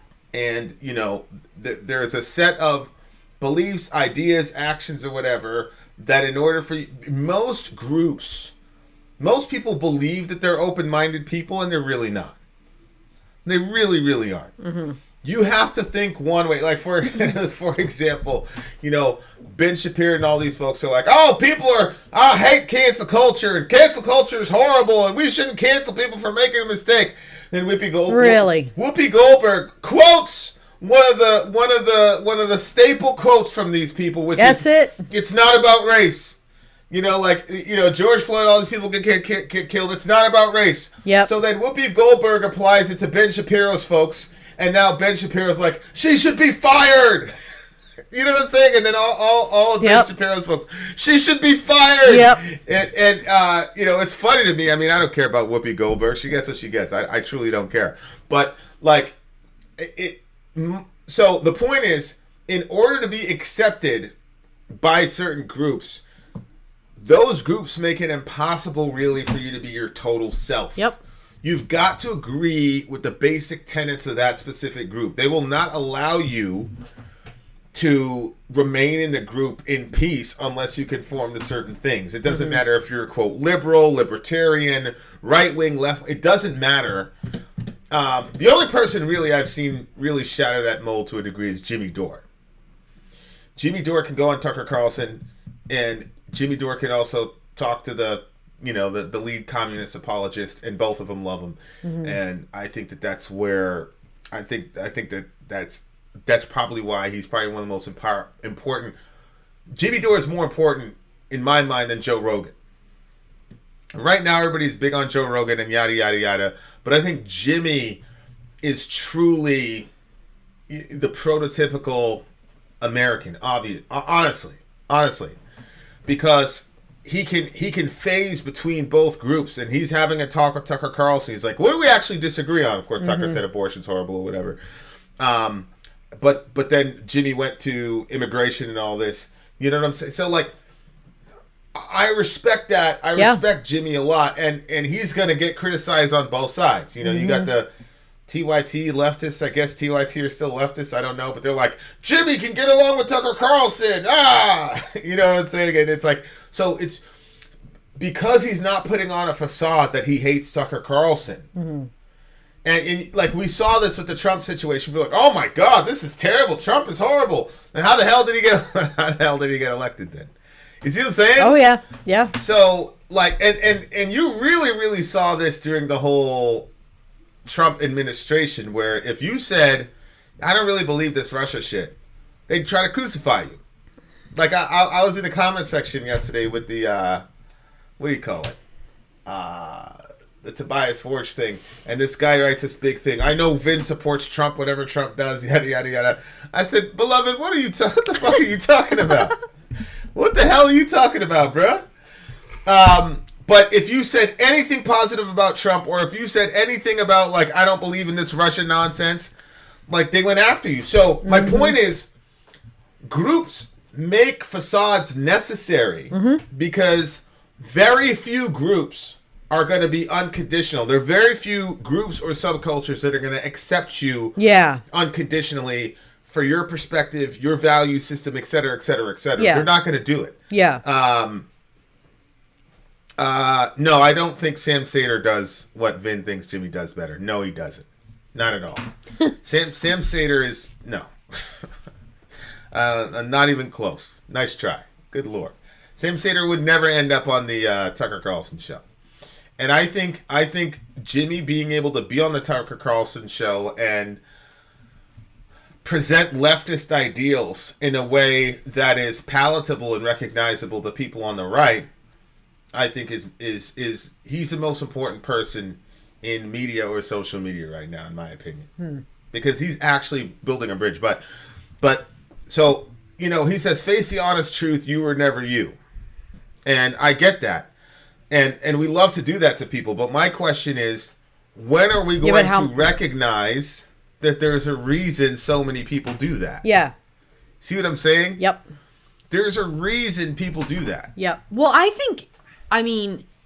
do you think that this song is necessarily political, or you just took it political because that's where? Well, no, I'm just talking about goes? how subcultures phase each other out. So, like when I first talked about in the hood, the subculture is, you have to be real, because if you're not, you're going to run away. So the point is, whether it's a political subculture, whether it's a metal subculture is the same thing. You can't say you like NSYNC if you're in a death metal subculture. You know what I'm saying? So my point is, people put on facades because the particular group that they're attached to will not accept them in their totality. Yeah, and I think that's true of a lot of different. I don't even think, like, even in relationships that can be true, because when people are in the dating phase, they're putting forward what I was thinking about. That's another one. I was thinking about how when a past relationship that I was in, I sat down with the parents, and the parents were like, well, how would you handle this situation if he got angry? And all I remember saying was, because I was under the impression that you should never say anything negative, especially to somebody's parents. Yeah. And so I was like, he's not that type of person, blah, blah, blah. And if we have something, we'll work it out or whatever. I just gave the package, the best answer that I thought was the best one. And okay, now, because I'm like beyond the situation and looking back on it, hindsight's 20/20, the mother was like, because she knew how he'll get in certain situations. And I think that she was like, well, what's in this bullshit? You know what I mean? But she didn't say anything. She was just like, okay. And then they didn't really say anything in the conversation, just kind of. This is your ex's parents? Yeah.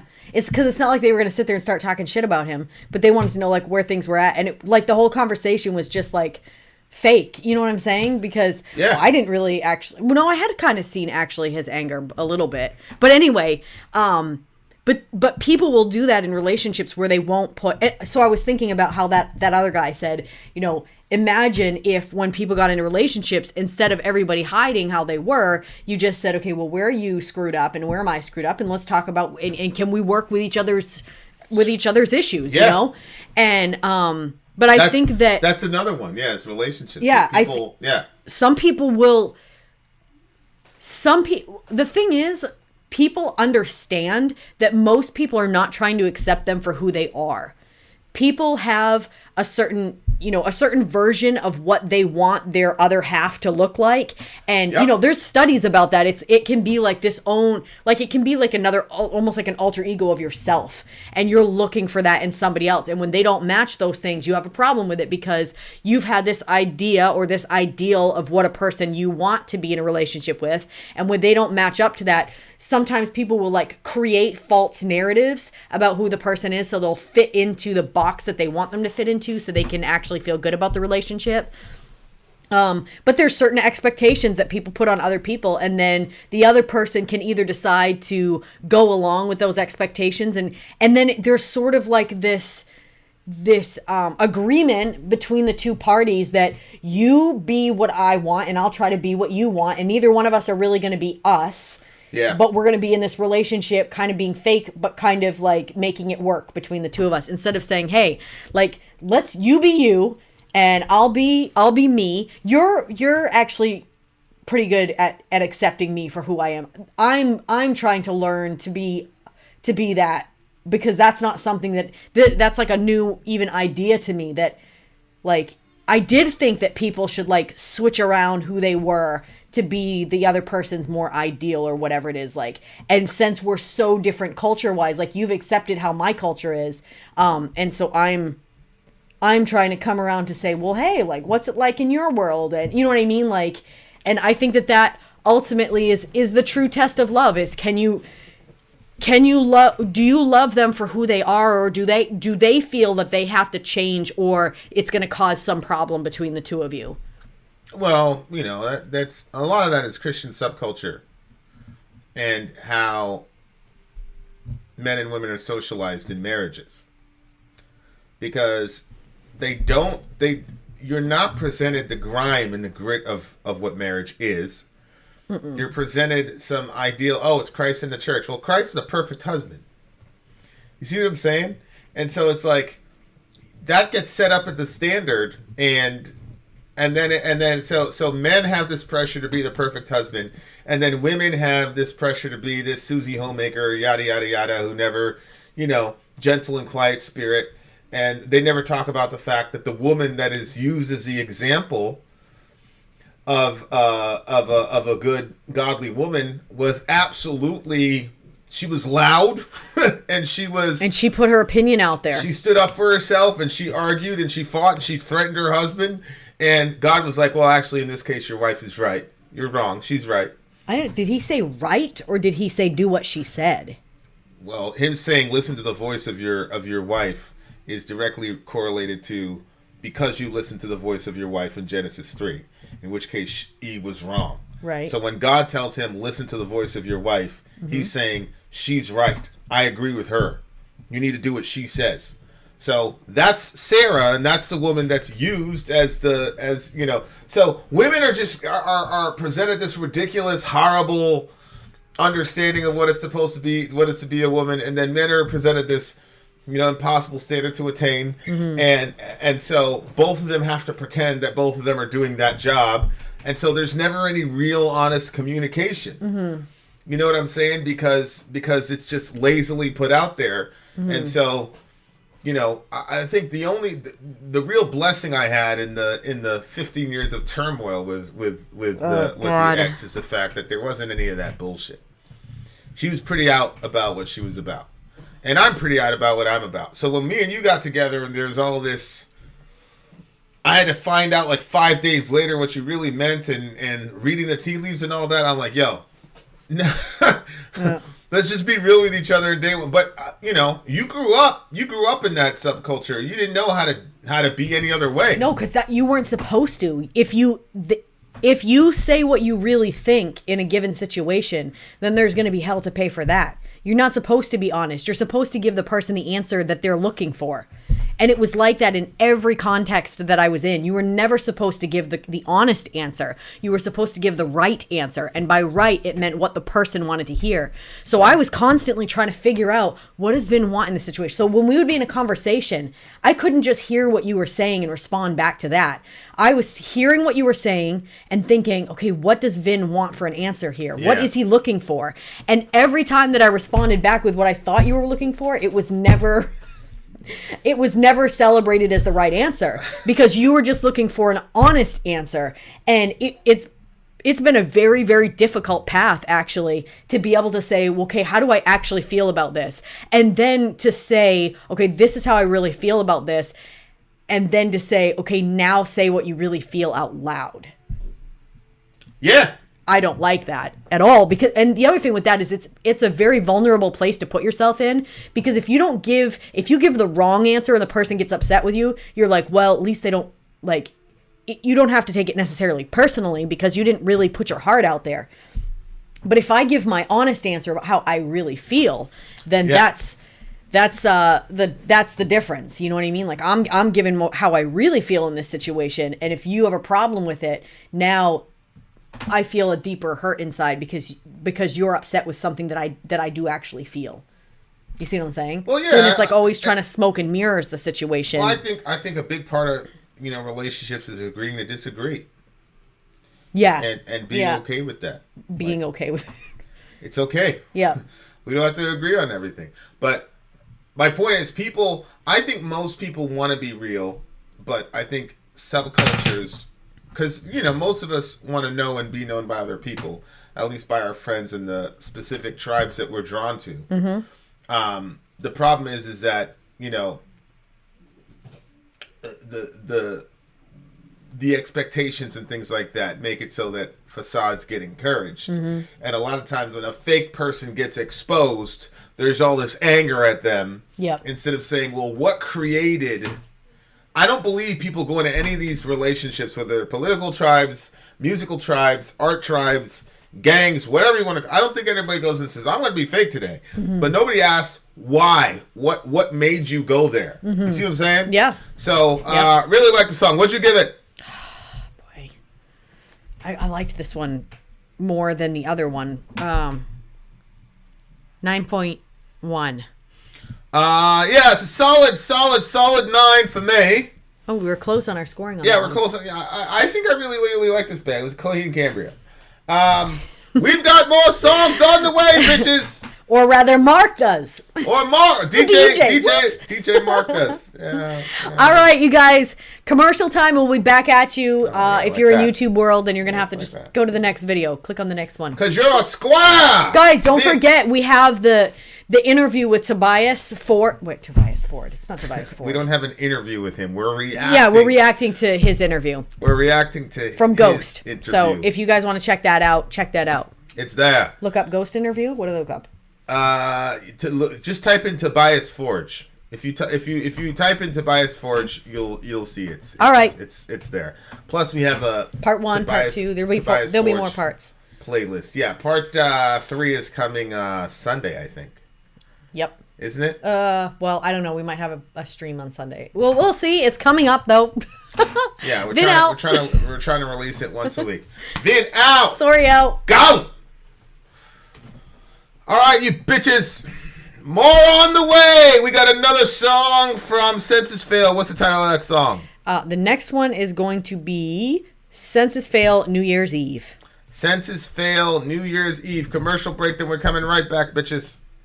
I'm Vin. I'm sorry. If you would like to get your song reviewed, dear listener, there's the Filthy Capitalist option. As Sorry says, 125 gets you straight to the head of the line. You don't have to be a part of the alliance. You don't have to be part of the group. Wait a minute. And the biggest thing is you don't have to wait. You hop, skip, and jump right in front of everybody. 125 gets you there. You do that 3 times, and then get mashed down to the $75 rate for perpetuity. Yes! Also, there is a band review option. Band, and you're trying to get your band some exposure, hit me up at instory@gmail.com, and I'll show you the details about how to pull You that off. can also jump on Patreon, and there is a option on the tiers to be able to get your band reviewed. Obviously, we can't lie to you, so we can't guarantee a positive review. Get what you get. It's just rubbish. Rubbish. Rubbish. That's British for garbage. My favorite is the community option. $1 at the gate gets you in a Patreon. You get to join an alliance. The alliance joins their points together, and that helps determine what songs that we do. The alliances hang out on Discord, Message me on Patreon to get the link. and they do all kinds of other cool things. They do Minecraft, Dungeons and Dragons. Yeah. It's really a community within the community. Anybody can go in the village, facebook.com/Vin and Sorry. There's 160,000+ people on the channel. What's cool about the Discord is that it offers a real opportunity for community connection, friendship, that type of thing. And it's on Discord, so if you're not a Facebook person, it's for you. You start off at $1. Right. Plus you get exclusives. Sorry and I are working on a song. So the first 15 seconds of that was on Patreon. Also, at $15 tier and above, when we actually debut the video, they're going to be there live with us. There you are, dear listener. Buy our merch. Buy our merch indeed. A child shall lead them. To buy our merch. Hey, Buy it, you bitch. we're gonna start a new thing, okay? Mark, you have to send me an email after and let me know what you where rate is our he? stream. I haven't seen him in quite some time. Well, I thought maybe I kept missing him. Maybe he's like, wow, you guys suck. Maybe he's gonna give us a 0. All right, up next is, well, should we try to make sure? Oh, he's there. Oh, there he is. All right, there he is. I was gonna say, should we stop? What should we do here? Where did he go? So, Mark, Later, Emily. Mark, at the end of the stream, we're gonna ask you to rate our stream. Oh, Lord. Oh, Lord. Oh. All right. All right. Just So the next working and song listening. is "Census Fail New Year's Eve." So let's check this out. New Year's Eve by the band Census Fail. This should be interessante. You are welcome, Michelle. All right, New Year's Eve, Census Fail. Where is it? Where is it? Wine. New Year's Eve. Right Yeah, there. I wish you would have done these in order. All right, here we go. There's only one that wasn't in order. Relax.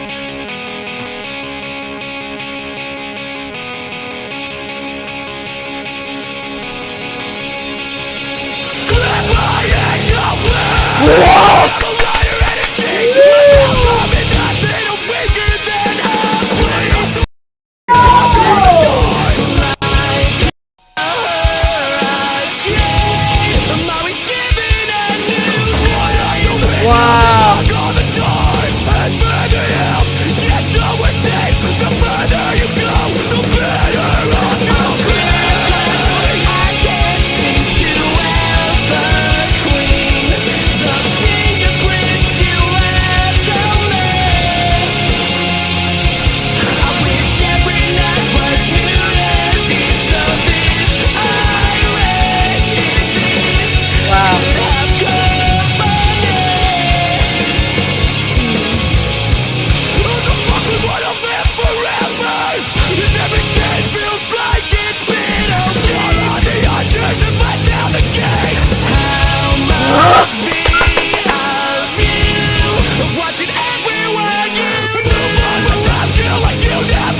Yeah, just like my mother, it's probably a sin.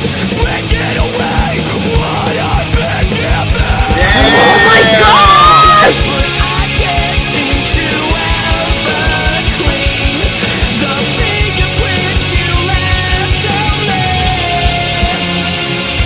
I wish every night was New Year's Eve, so this Irish disease could have come.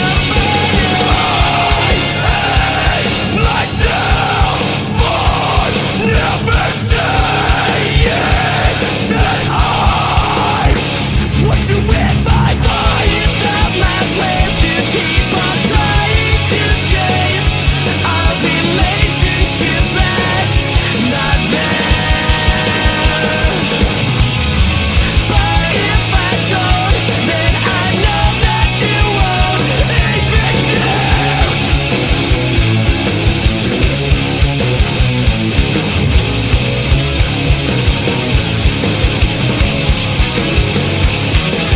I'm clear as glass, but I can't seem to ever clean the fingerprints you left on me.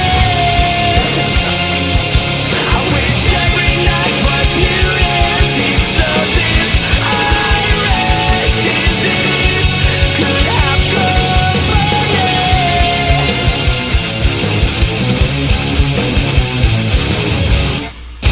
Wow.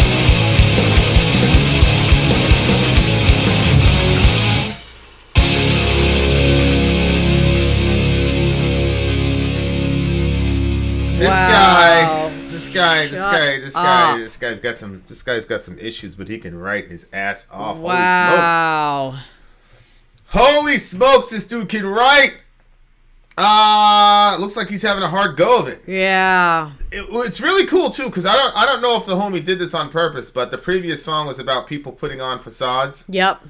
and this is one where he's just being real. Yeah. You know what I'm saying? Yep. And you know, you talked about this like with relationships, where it's like we're at the beginning of relationships when people are really like about to turn that corner and get exclusive. You should just say, here's where I messed up, here's where you're messed up, or here's where I messed up, where are you messed up? Yep.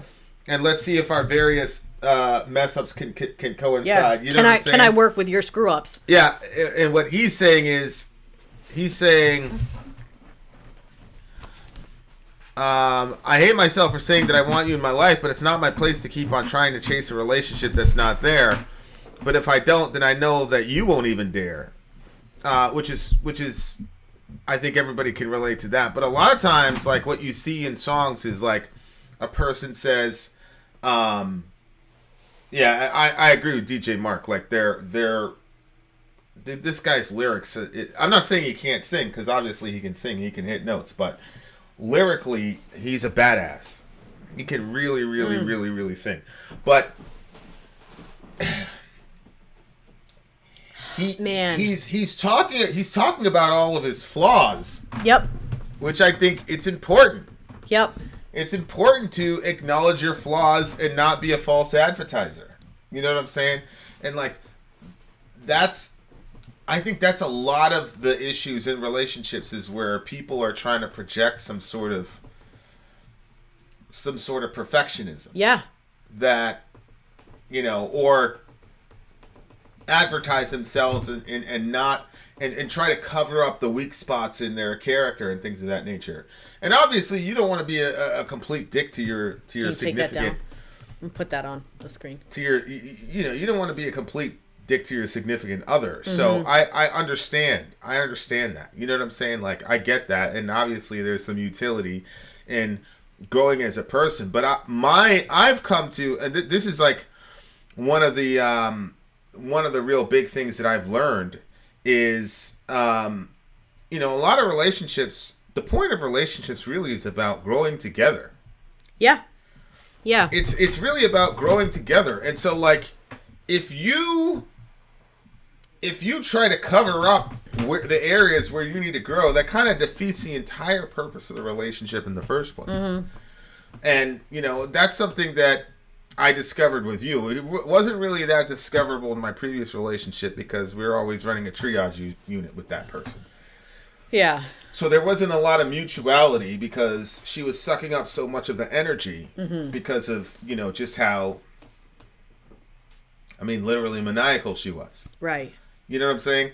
So, okay, Ben, come back soon. But what he's saying is, I'm a coward, I'm a liar, I'm a cheat, my vows all mean nothing, I'm weaker than a priest. That's a good line. I gotta disagree with you, Amy. These are good. I love it. That is brilliant lyricism, in my opinion. I love it. Because if you talk about your flaws in a song, you have missed the mark. I don't even know what that means. I don't even know what that means, BC. Like, when he starts, clip my angel wings. Yeah.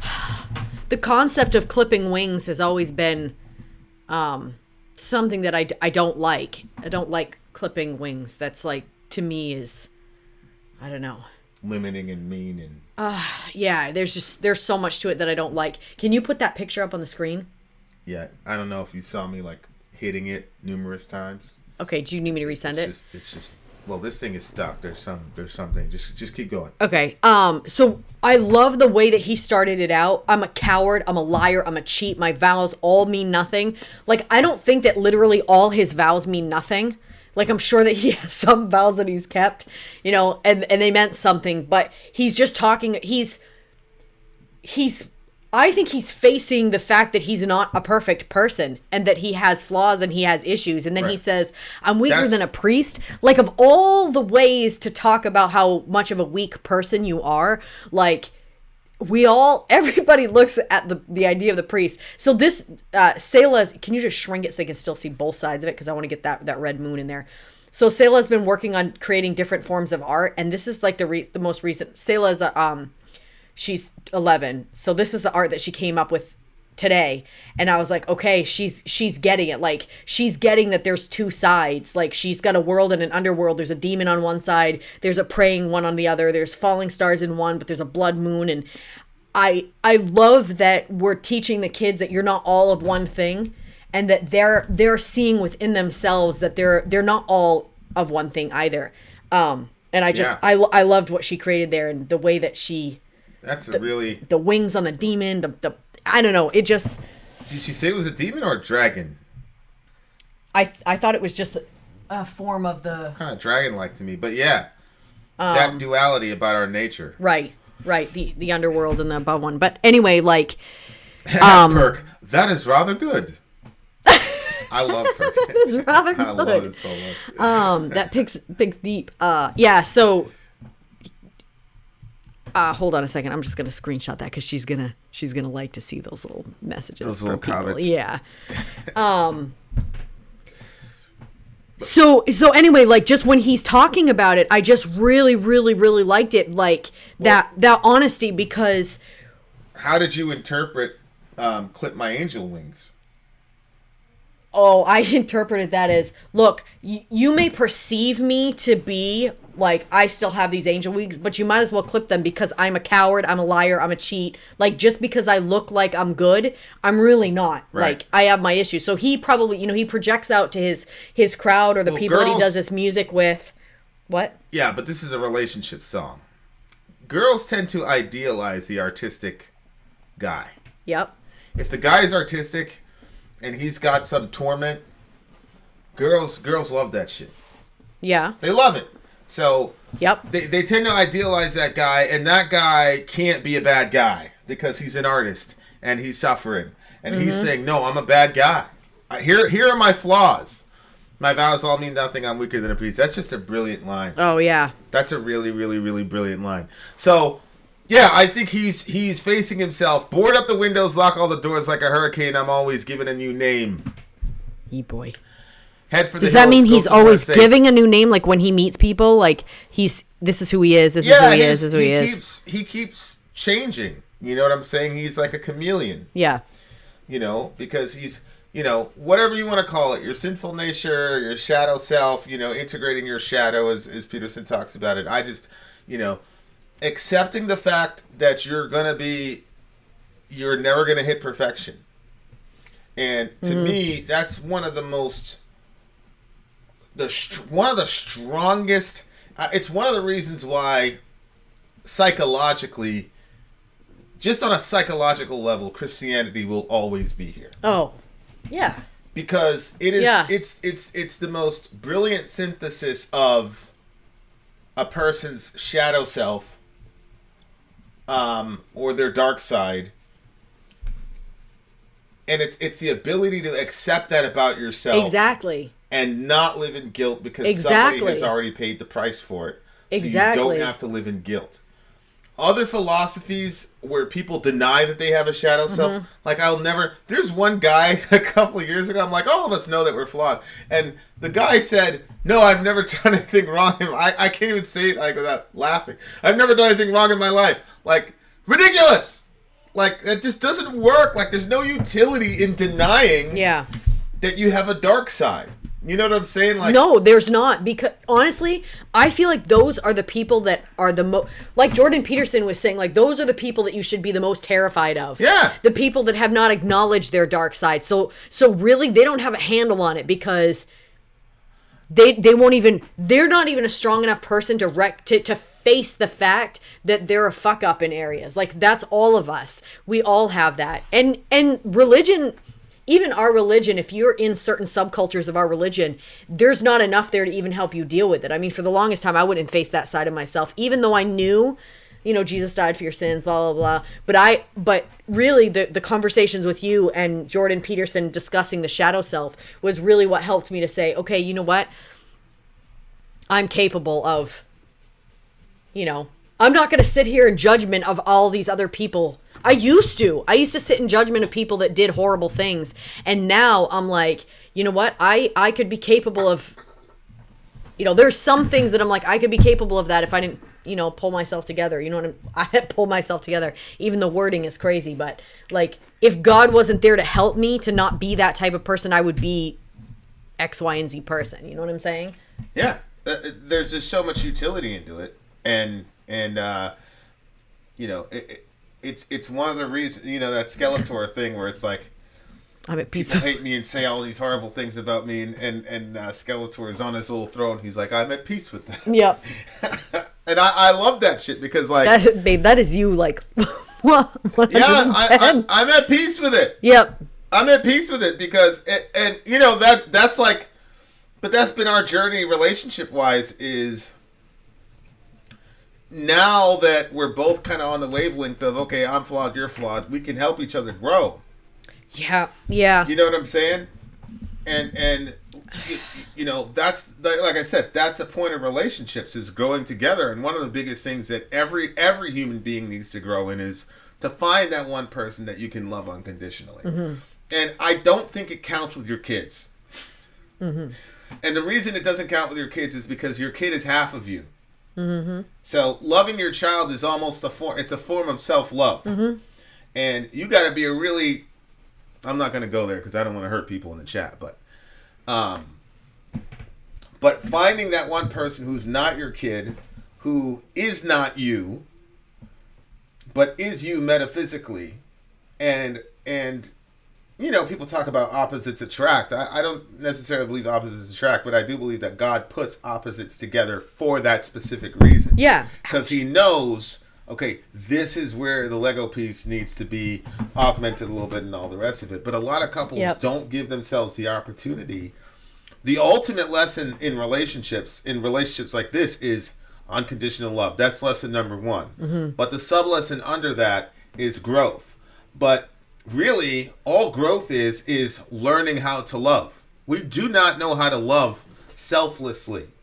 We just don't. Mm-hmm.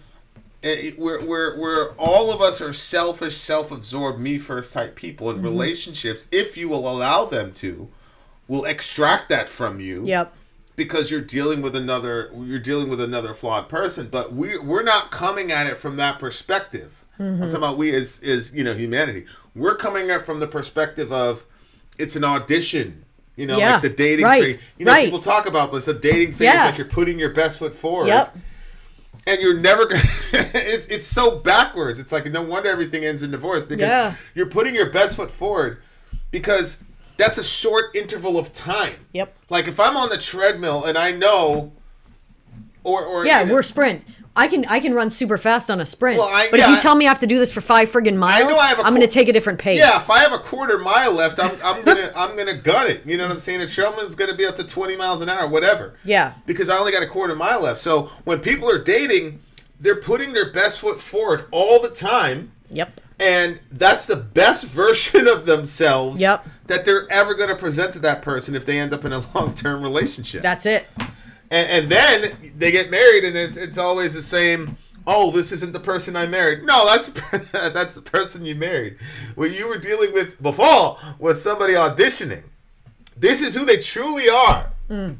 You know what I'm saying? So, yeah. But if you have the mindset where you know that, look, we're all flawed, we all have issues, we're all cowards and liars and cheaters and all these things, then you could say to yourself, all right, if somebody's only putting forth all good stuff, then you have to find out.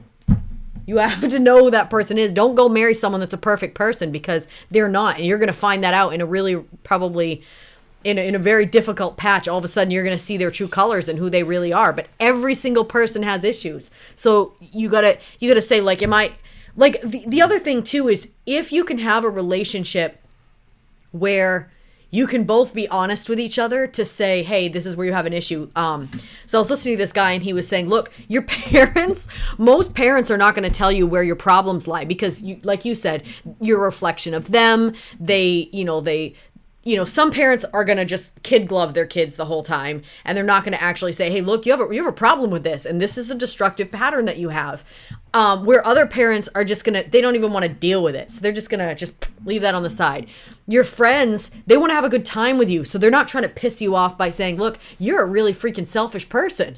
Yeah. So your friends aren't going to tell you either. So it's like, who in your life is going to be the person that's going to tell you the truth to say, hey, look, this is a problem. This is a weakness of yours.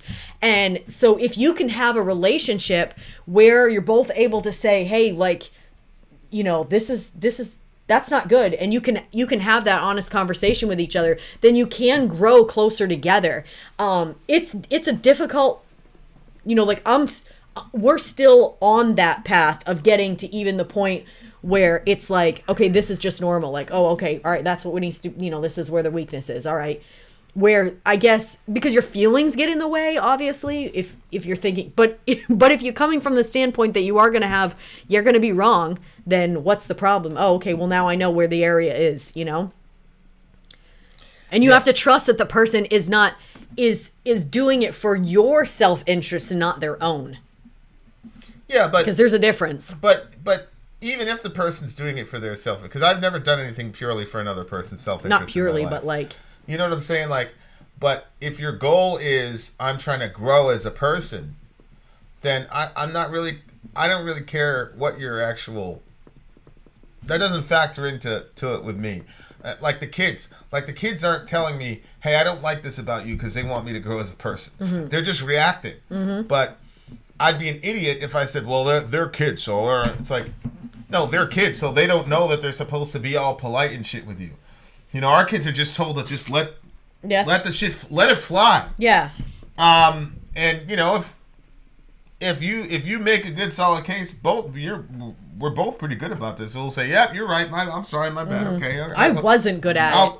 I was not good at it. That took some growth to get to that point, because I was like, grown. Please, a kid's gonna tell me and I'm gonna apologize to a kid? I don't friggin' think so. No way. Like, because as an adult you can always find a reason why you could be right, and they're kids, so you can manipulate their little minds to, you know what I mean? You could say, well, you should have been, you really set that situation. You could put the blame on them if you want to, and because they're kids, they'll go along with it. But that's not a healthy thing for anybody involved. So, it's better when they bring up something just to, I weigh it out and I say, well, that's true. And then now, since we can it's so simple once you start doing it and it's like normalized, then it's like you see you did something wrong and it's just like, oh, yeah, you're right. I apologize. I shouldn't have done it that way. Or this shouldn't have happened that way. And then you move on with it. Everybody goes on with their day. It's not some big thing. You forget about it. You just forget about it. But that's really meaningful to anybody. Like, any sort of meaningful relationships are going to have apologies. People are gonna do things that are wrong, and they're gonna apologize to you, and then you just move it forward. That when he said, "I'm clear as glass, but I can't seem to ever clean." Cocaine's fine. He's fine. I'm clear as glass, but I can't ever seem to clean the fingerprints you left on me. I wish every night was New Year's Eve so this Irish disease could have company. That part was sad to me. That's alcohol, right? Irish disease, alcoholism, New Year's Eve, everybody gets drunk. I thought he was talking about himself. I thought he probably has Irish descent, and he's calling himself a disease because he's a coward, he's a liar, he's a cheat, and he wants company. And then, like, New Year's Eve, it's like a party, so it doesn't matter. Like, even if you're... Yeah, I just interpreted that as alcohol. Well, yeah, that they're going to drink. That's one of the stereotypes of Irish people. Yeah. They get drunk. But he wanted New Year's Eve, so I just thought he just wants it to be a party, instead of having to actually, deal with all this. Yes, well, kids, listen to Vin. Cocaine is fun. Yeah. Oh my gosh. Oh my gosh. That's so true. Somebody just clipped that part. Cocaine is fine. No. What did you get the song? This one was a 10. I loved this one. Mark, this one was definitely this is a re-listen for me.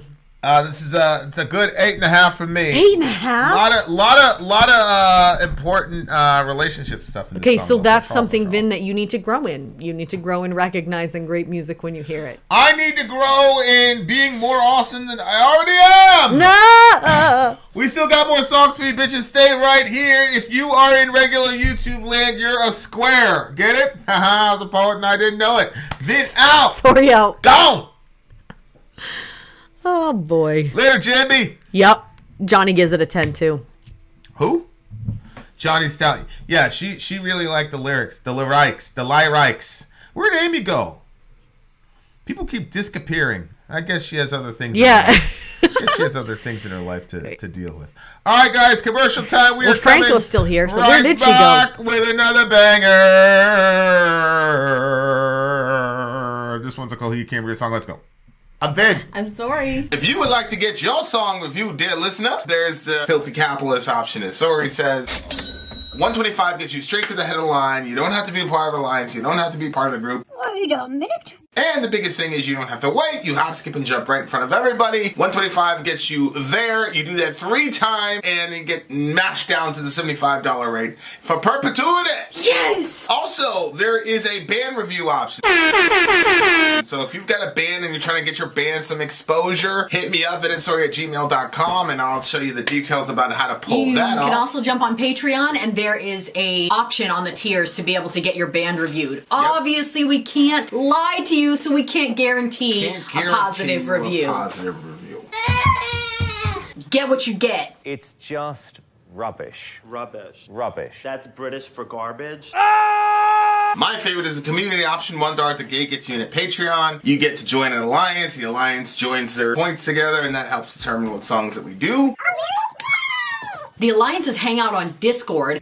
Message me on Patreon to get the link. And they do all kinds of other cool things. They do Minecraft. Dungeons and Dragons. Yeah. It's really a community within the community. Anybody can go in the village. Facebook.com/VinandSorry. There's 160,000+ people on the channel. What's cool about the Discord is that it offers a real opportunity for community connection, friendship, that type of thing. And it's on Discord, so if you're not a Facebook person, it's for you. You start off at $1. Right. Plus you get exclusives. Sorry and I are working on a song.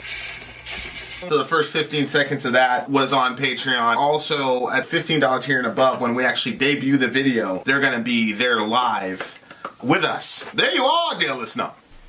Buy our merch. Buy our merch indeed. And a child shall lead them. Shall lead them, you dumb butts. Dumb butts. Okay, you guys, we're doing a DJ stream here. We've got DJ Mark in the house. And next up on our list is another Coheed.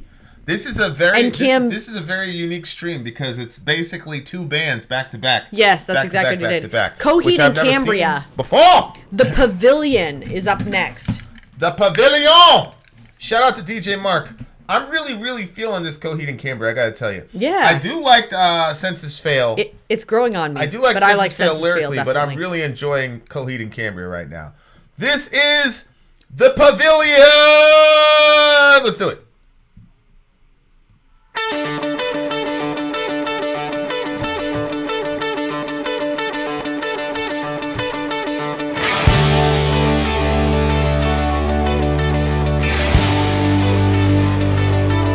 Gang, gang.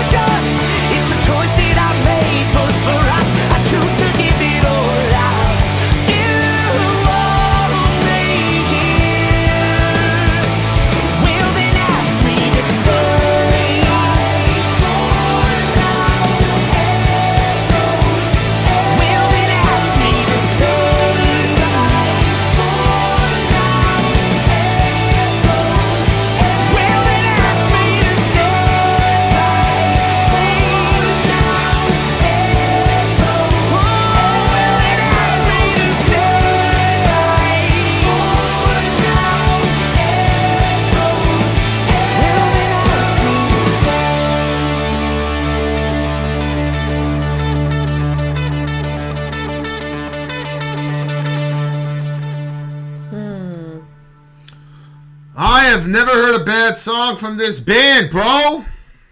That's a deep song, man. That's a deep song. What's going on with you? Well, What's I the name of mean, the song? Pavilion? What's it called? yeah, the Pavilion, a long way back. I don't know, like it had a sort of. I'm not sure. I'm still processing. You go ahead. No, go ahead. A sort of what? Let it out. Let it out. I'm not sure. Like it had a sort of like sadness to it. Well, particularly toward the end. Goodbye for now. I didn't hear it saying that. He was saying goodbye for now. Yep. Echoes, echoes. But Well, then in the ask me to background, he was stay. saying, well, No, ask me to stay. literally, I didn't hear the lyrics because I was thinking about like our people, like people in the stream, and how much, you know, I guess how much everybody means to me, and it just seems like, you know, we find ourselves in the midst of little groups, you know, that always, you know, kind of happens, you know, but this one's special in a very different way because I think I've been the most real in this context. And I don't know. I love our people, but I don't really know. I'm processing, like, I don't know. I can't describe it. I feel like a sort of like sadness, but like happiness at the same time. And I don't even really know what the song is about. I just know Ask Me to Stay. That's it. Yeah,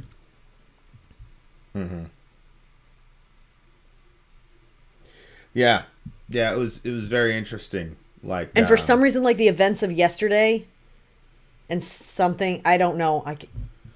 Like actually like the last 3 days, I guess you could say.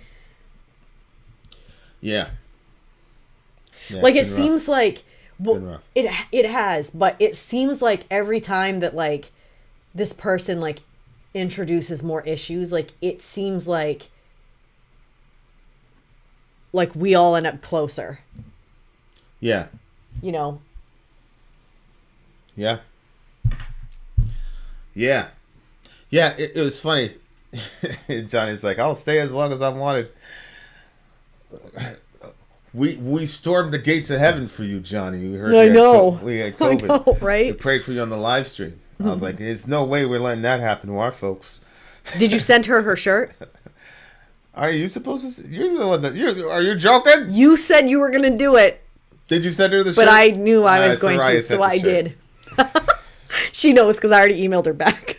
Yeah, like he's got to go on tour and leave his family behind. You know what I'm saying? And it's there's the beauty and the sadness in it. It's the same thing with Brady. It's very interesting because, you know, I truly believe that Brady really wants to play. Especially considering that, you know, one or two plays goes differently. He's probably in the Super Bowl. He's probably going to win his 8th Super Bowl. He gets to go out as, you know, a champion, and that's probably the way he'd like to end this. Yeah, I would think so. But yeah. I truly believe that he's doing this for his family. You know, and if he can stick it out for the next, you know, 3 years when he's got that itch still, but he can like just stick it out and let it happen. I think that it'd probably be the greatest accomplishment he's ever done. There are not a lot of men that I admire. You know, like it's one hand: Randy Shughart, Gary Gordon, Adam Brown. Tom Brady is the only non-type person that I admire to the degree that I admire him, just because of his tenacity and his. I showed you the clip. Shannon Sharp is another football player. He's the Hall of Famer or whatever. And he was always against Tom. And when Tom finally said that he retired, he cried on the show. And like, it's because we understand, you know, like we're never going to see that again. And I hate that feeling of the ending of an era. It's a beautiful thing to watch a person with that kind of living life at such a high level of intensity. Yep. You know what I'm saying? Yep. It's a beautiful thing to watch. But for him to sacrifice that for his family, yep, like all of us are like, damn, Tom, could you give us one more year? 'Cause the other thing is too is like Kobe went on a farewell tour. Like Kobe announced at the beginning of the season, like, this is my last season. So you knew this is the last time I'm going to see Kobe Bryant. I'm so happy. I mean, it cost us literally an arm and a leg, but I'm so happy we got to see him. I'm so happy we got to see him. Yeah. Vinny downgraded his legs so we could go. Yeah, for that last time. Yeah. And I'm so happy I got to see him. Oh my word. Wave goodbye. Like we were right there when he did. Like, yeah, it was definitely an experience, and we met such cool people when we were there. All of it was like totally unplanned, and just the way that, just the whole trip was a good trip. But seeing him in there and seeing like when he came out and like the crowd, like they still loved him, but you know he's not on their team anymore. Yeah. They can't cheer too much, but they did cheer when he came out. You know what I mean? Like you could tell that even though he was with another team, like he was still loved. You know what I mean? Brady, yeah. Brady, like. Yeah. But like, you know, your family, you know. Yeah. And you all, and you know, I went through it. You know, I had a job where, you know, I'd be hanging out, and then boop, and then I'm in the air, and I was gone. We were friends when he was doing that. I just thought, like, if you don't know Vinny, you don't know that, like, you kind of live your life that way. Like, it looks so abrupt. So for me, I'm gonna plan. So if I'm even gonna be going to the store tomorrow, I already have the plan today that I'm gonna be going tomorrow. So, but you're not like that. You'll just be like, okay, I'm going to the store. And I'm like, what do you need? Why didn't you tell me that yesterday? Because I could have gotten it when I went to the store yesterday. You know what I mean? Like, it's just like, boop. So I thought when you were doing that the trip was already planned, and that all of a sudden, and you had it in your head that at 2:15 you were going to leave. And so 2:15 rolled around. You saw that it was 2:15. You're like, all right, I got to go. But you just didn't tell us because, you know, whatever. I didn't realize that you literally just got a message and then you had to go.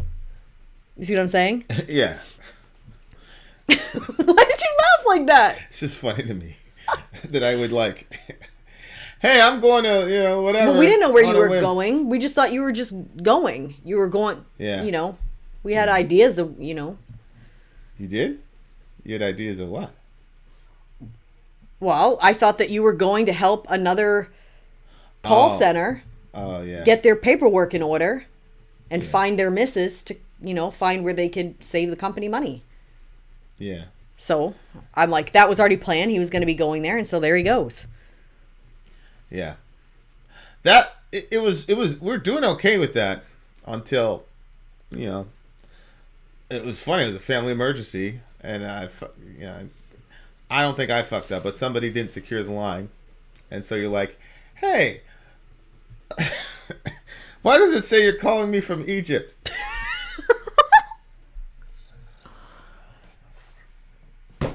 But by that time, shit was just so crazy. I was like, whatever, because I was worried. You know, I was worried about the kids, and I had just come back from, you know, whatever, and I had 5 minutes to go back. You know, to be honest with you, that conversation, you know, sometimes you'll say something like, let's say you're like, this is just a random example. Let's say you say, okay, if I say, well, who was that? I can't even think of a random example. But because that conversation, like, I said to you, well, where are you? Are you not where I thought you were? And you were like, wouldn't that be crazy if I was like randomly somewhere? And like, you didn't answer the question directly. You didn't give a direct yes. You didn't give a direct no. And so I was like, so now, you know how like I'll push you for a direct yes or no? And you're like, why do you do that? I already answered the question. Yeah. I think that like formulated a lot of like, no, I want direct answers. I want a direct yes or no. You're like, yes, babe. Why do you keep asking me this question? I'm not in that situation anymore. Yeah, but I have to hear a direct, because I'm always like, wait. Yeah. I mean, just a lot of, it's ridiculous, but it's been a story of humanity where guys have had to, you know, get up and leave their families, and then you kind of have a, you know, you kind of have a, you know, a real,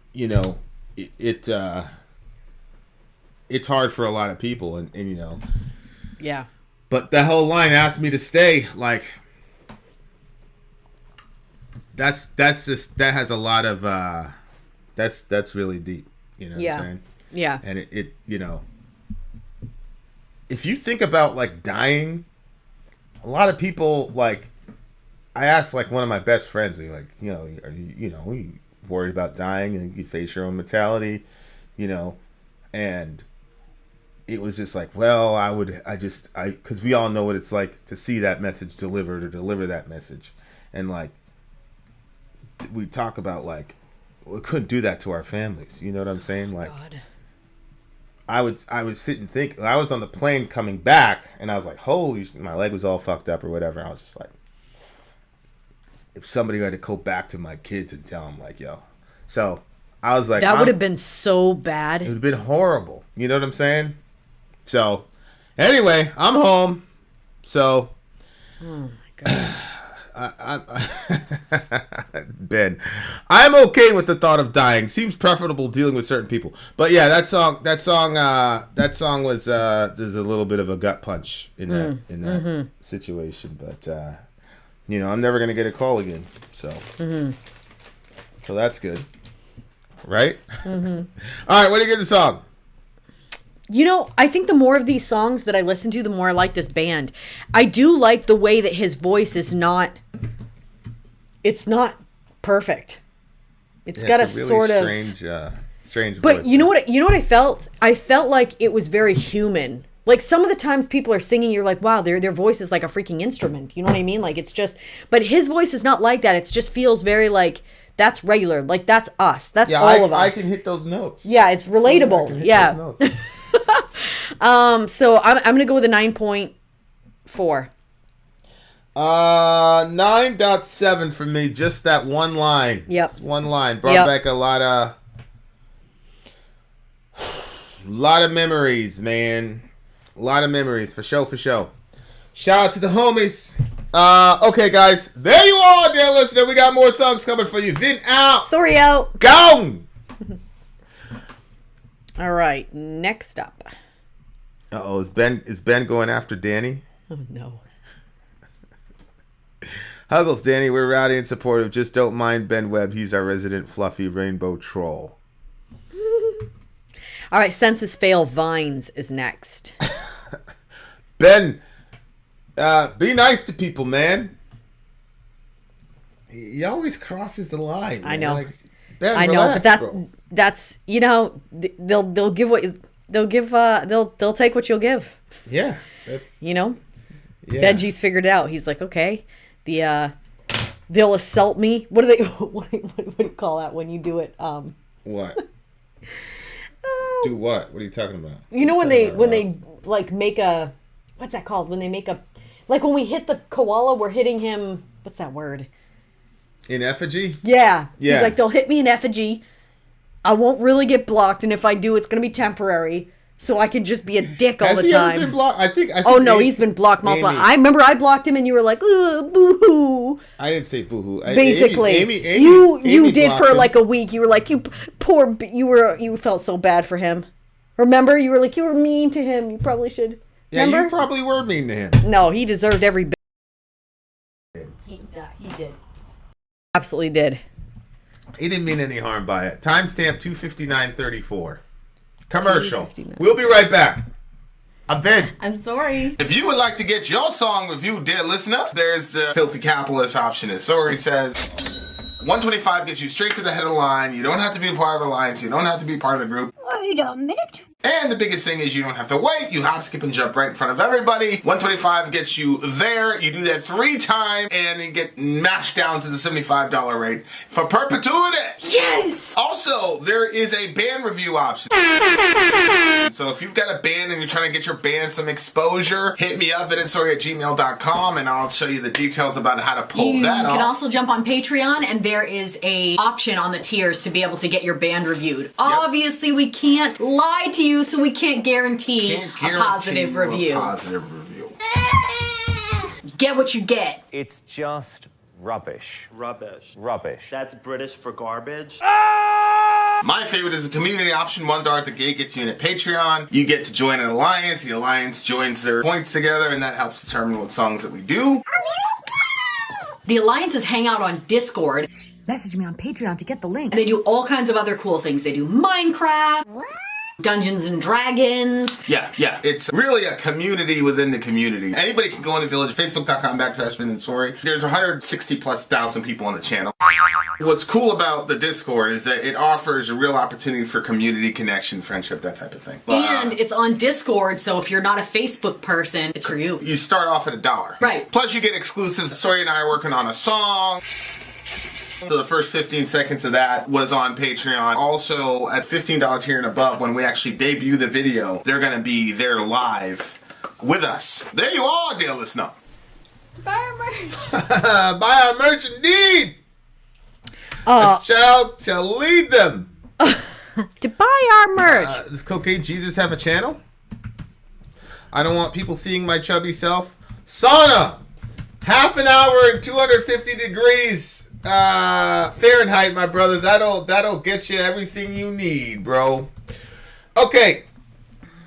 All right, guys. Next up on the list. Increase your heart rate. I just realized. If you do a 3-minute plank in a sauna after a half an hour, your heart rate will literally shoot up to, what was it, 189? Don't do that without talking to your doctor. 189. Your heart rate will shoot up to 189, and then it'll negate your resting heart rate by like 3 clicks. I was at 79 to 75.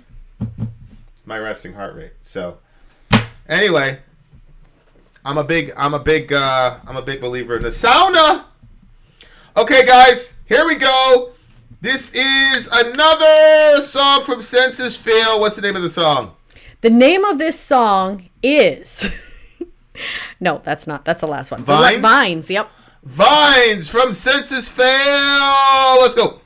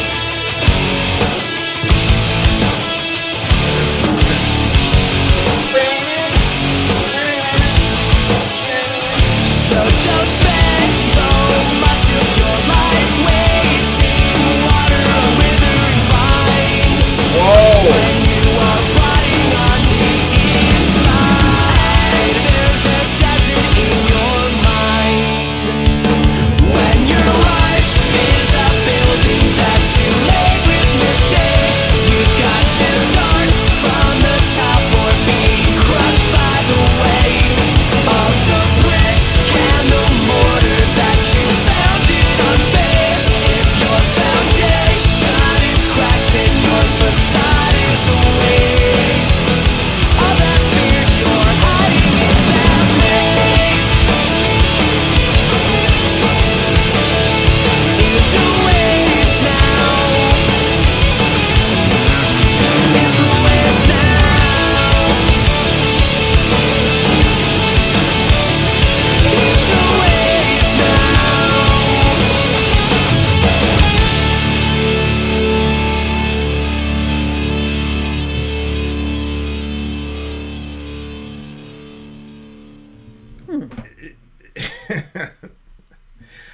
What? I knew they were gonna get killed for this song by Ben and Amy. Why? They don't like this band. they don't like this band. But and this is like, it's a positive message, and I'm assuming they're gonna say it was a little bit preachy. So but you like preachy. I do like preachy, because preachy to me feels like, oh, okay, well, there's something we can do about that. It's very practical. It's something that it's directional. You know, when he says every day is another chance to fill all the graves that I've been digging. Yeah. Like, I like that. I think that, you know, that especially, like, sometimes you can let yourself get to such a dark place that you feel like there's no way out. And any attempt at trying to get out only digs you deeper into the hole. And it's like quicksand. And you just feel like everything's just kind of overtaking you. Yeah. And then, especially in regards to making mistakes and having to live with past regret, he says the act of forgiving yourself for everything that you did.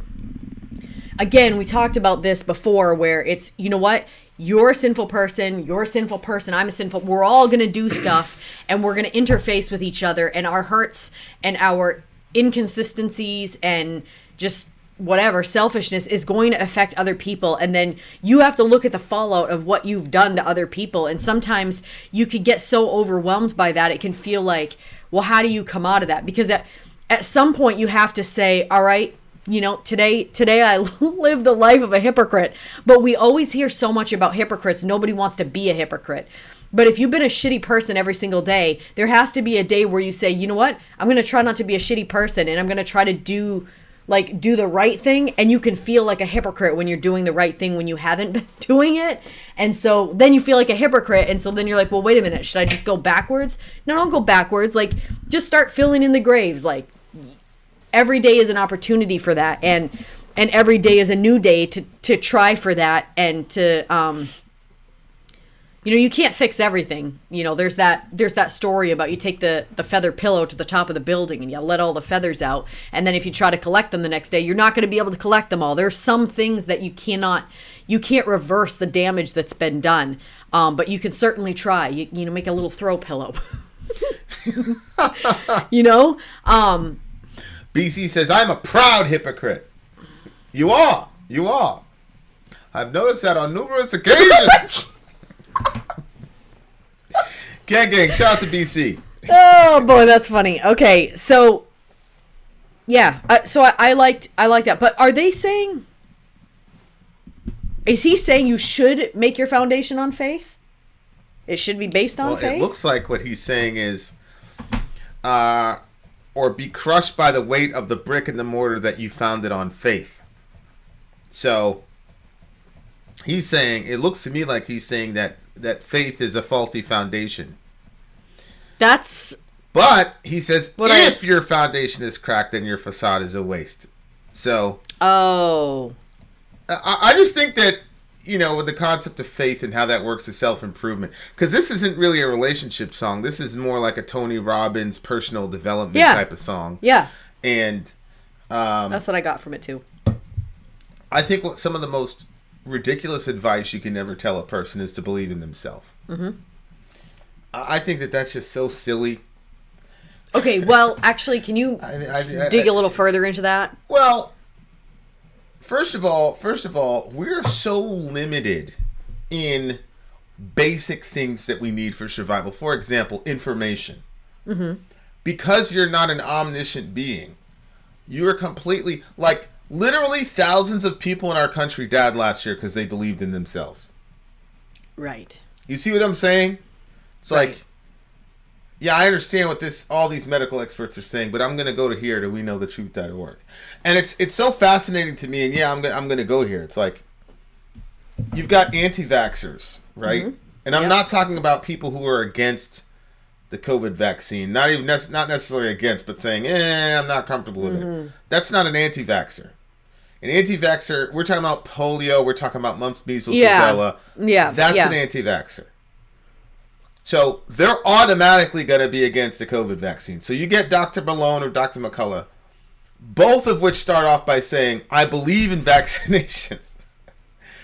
But they don't hear that part about it. All they hear is, see, I told you! So it's like, if you were really listening to Malone and McCullough from the Joe Rogan show, you would get your kids vaccinated with the polio, the mumps, measles, rubella, etc., etc. Yeah, yeah. But you only hear that they don't believe in the vaccine to the degree that the mainstream media is talking about it. If you listen to that show, like there was like a 3-hour show where they were really going in depth, and both those perspectives were pretty nuanced. They were not the party line, but they were both nuanced. But everybody that I have listened to in long form that has critiqued the popular narrative about COVID and the vaccine and the boosters and all that, to a man, they've all said, well, no, we believe in vaccines. But this is something completely different than, you know what I'm saying? So like that's just one example of trillions of like how silly it is to say, telling people to look inward and look within themselves to get, what the fuck are you talking about? Like, you can't even drive. You can't even get from A to B looking within yourself. Like, you know, the answers are actually outside of you. Yeah. You know, the questions originate inside of you, but the answers do not find their peak inside of you. You know, to be honest with you, the most destructive person that I've seen, they're completely in their own head all the time. Yeah. And anytime anybody says something like outside of them, they can't even hear like how stuff affects other people because everything is so internalized. And they, you know, when they talk, you understand that it's always noise going on inside, and all 100%. Of the thoughts, you know, like, you know, there's that sign that, you know, like, you know, small people talk about other people, you know, regular people talk about things, and then like, yeah, you know, successful people talk about whatever. Yeah, dreams or something dreams, like that. yeah. And but that idea, I think that there's some truth to that. I think that, you know, if you're only wrapped up in how everything affects you and how it's all about you, then you can't feel for other people and you can't understand where other people are coming from. And even when you do for a second here, like, because there are times where the person talks and you're like, oh, they caught a glimpse of it, but they lose it so fast. 100%. They just get a little tip of understanding for somebody else, and then it gets consumed again in how it affects them directly. So I don't remember where I was going with that, but it was something you said that. Well, yeah, people who look within themselves for answers. I mean, that's almost the definition of insanity. Is you're so folded into yourself. Like, you need external stimuli to make sense of the world around you. Yeah, I think that's probably part of the reason why solitary confinement makes people go so crazy. Well, and listen, it's the only thing that you have is yourself. If Helen Keller was completely wrapped up in herself, she was, and then she got that teacher that helped her get out of it. Physiologically, being blind, what is being blind and deaf? It means that you cannot react to certain forms of external stimuli, and that's bad. So my point is, on a philosophical, spiritual level, it's the same thing. In order to make sense of the world, philosophically and spiritually, you need outside sources. You can't look within yourself. If you look within yourself, you're literally blind and deaf. But you know, we're so egocentric in the country and in the time period we're in, where it's YouTube and MySpace and me. It's a lot of opinions. People really believe that their opinions are just as worthy as other people's opinions. No, they're not. But what he's saying here is I think is healthy in the main. Stop blaming yourself for and look, there are different kinds of blame. Like I always talk about, I always, dichotomize blame and responsibility. And I say responsibility is redemptive because it's empowering. It's saying, I did this, that means I can affect a different outcome, or I can change this. Blame is simply, you did this and it's unchangeable and you're stuck in that state and boom, that's where you are forever and there's nothing. I'm always going to pin that on you. That's blame. It's non-redemptive. And what happens a lot of time is people refuse to take responsibility because they think they're taking blame. They don't see that, no, actually, yeah, I did that thing. That means I can do my best to undo it. Now, there's certain things you can't undo. Like, Dorian was in a situation yesterday. And normally, when he does certain things, I jump up and I stop him. But I didn't stop him. I didn't stop him this time because at some point, you know, he's a man. You know, he's 16 years old, but he's got the mind of probably a 21-year-old person.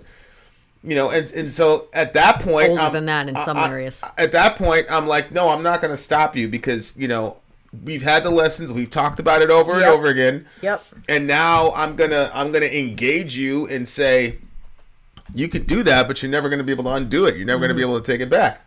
And he calmed down immediately. He said, "Thank you, Father." Yeah. But it was a highly emotional moment. Yep. You know what I'm saying? But like it's situations like that to where it's like when you put in that kind of work on yourself as a person, he was able to take responsibility for his emotions in that moment. And in that, I was telling him, you're going to hold yourself responsible for that. And when you're trained to be empowered by your own actions and to say, yeah, I'm going overboard here. Yep. Then you can self-correct without anybody having to go in the middle and do anything about it. Yep. You know what I'm saying?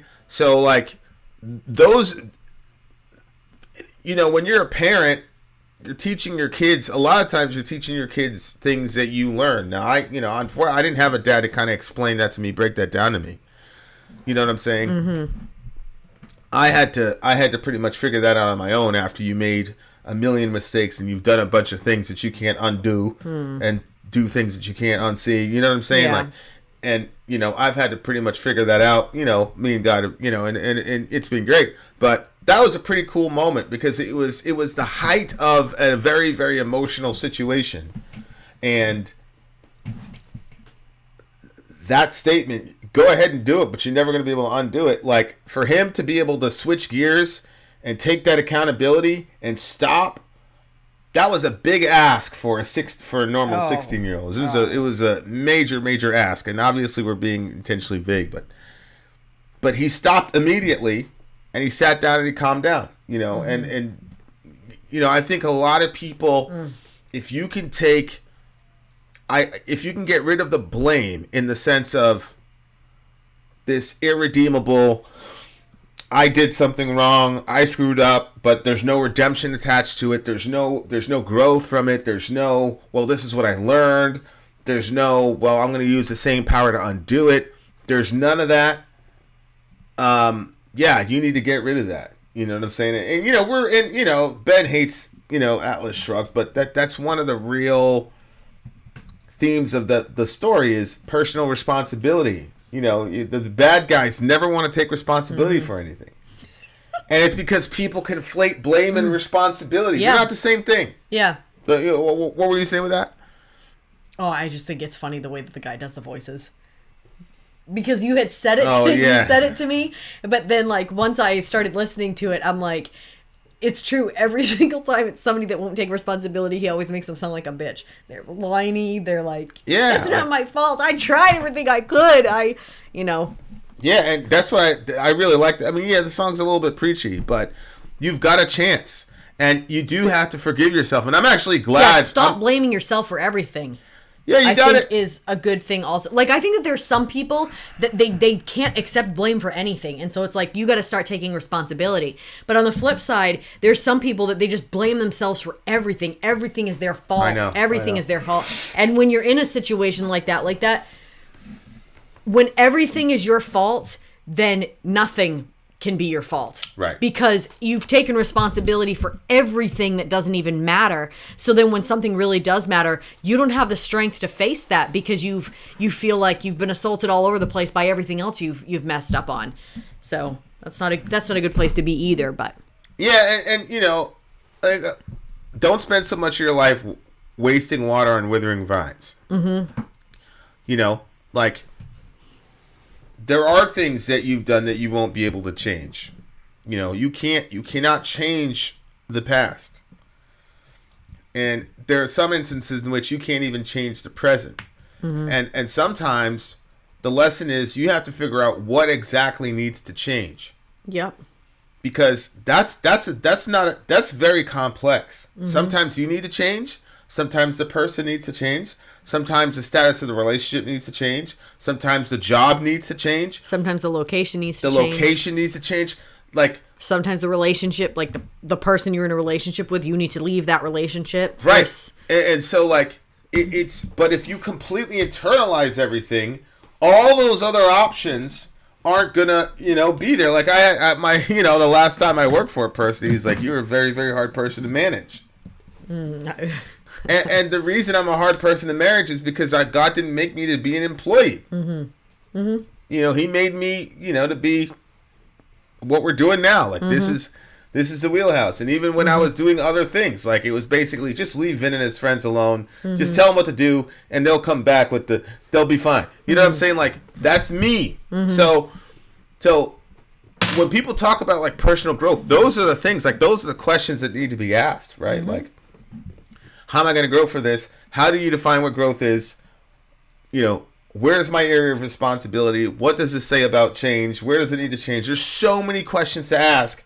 And if it just whittles down to, I'm a bad person, I suck, I'm horrible, then, you're never going to be able to get there. So, the song was a little bit preachy, but it was still giving you really, really good advice, I think. And if you can, and I also like the fact that this guy, it seems that he's got some healthy thought patterns, because the last 3 songs from him have been pretty, not depressing, but clearly showing that he wasn't doing well. So kudos to him for that. Yeah. And he said that he did this in his past. So that's how he was able to, get this advice. Phil, he said, I know all this because I used to live that way. Yeah. So to me, it's less preachy, because he's saying, look, this is where I was. I'm just going to give you the advice. This is what I learned. And based on the last songs we've been listening to, he ain't bullshitting. What did you get the song? 8.9. 8.8. Literally, I gave it an 8.8. Amy's last psych eval. My recent psych eval. Uneasy to manage. No shit. All right, so we're going on to the last song, ladies and gentlemen. I didn't even. They're like, you want to know what your psych eval says? No, I don't want to know what my psych eval says. I don't fucking care. Just you had to sign it, send it back. I didn't care. I didn't even look at it. It's ridiculous. That explains a lot. I'm just kidding. Let's go. It might. Well, there you are. Absolutely want to know. There you are, dear listener. Vin out. Sorry out. Go. All right, we got one more for you, bitches.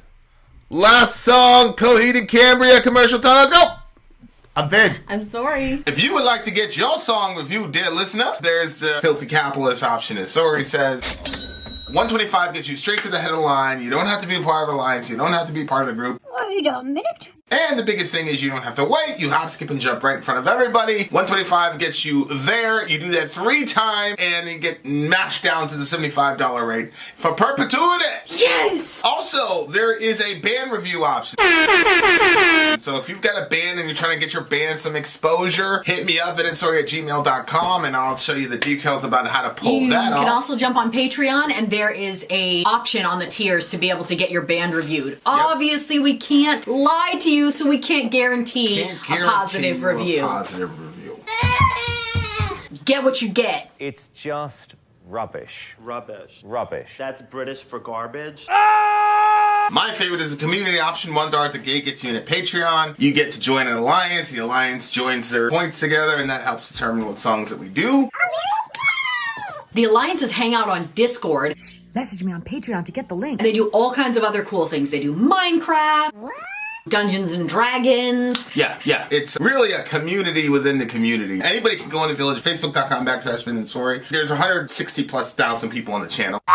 What's cool about the Discord is that it offers a real opportunity for community connection, friendship, that type of thing. And it's on Discord, so if you're not a Facebook person, it's for you. You start off at $1. Right. Plus you get exclusives. Sorry and I are working on a song. So the first 15 seconds of that was on Patreon. Also, at $15 tier and above, when we actually debut the video, they're going to be there live with us. There you are, dear listener. Buy our merch. Buy our merch indeed. The child should lead them. To buy our merch. Okay. Dear listener! DJ Mark in the house. Here Gang, he gang, is gang. over there. There he is, DJ Mark. Wrong way. He's over there. He's over there.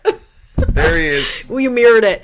Okay, last song on the list is Coheed and Cambria, Rise.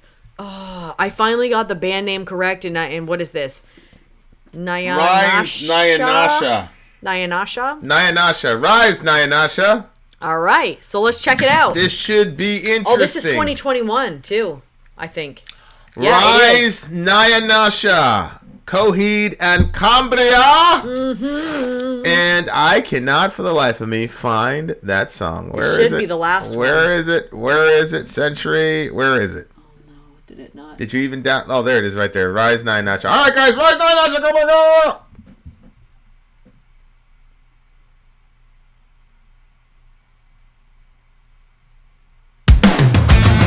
It wakes you up choking and you feel so afraid. Help is this my place? Searching to find what to say. Am I okay to feel, boy, you own it?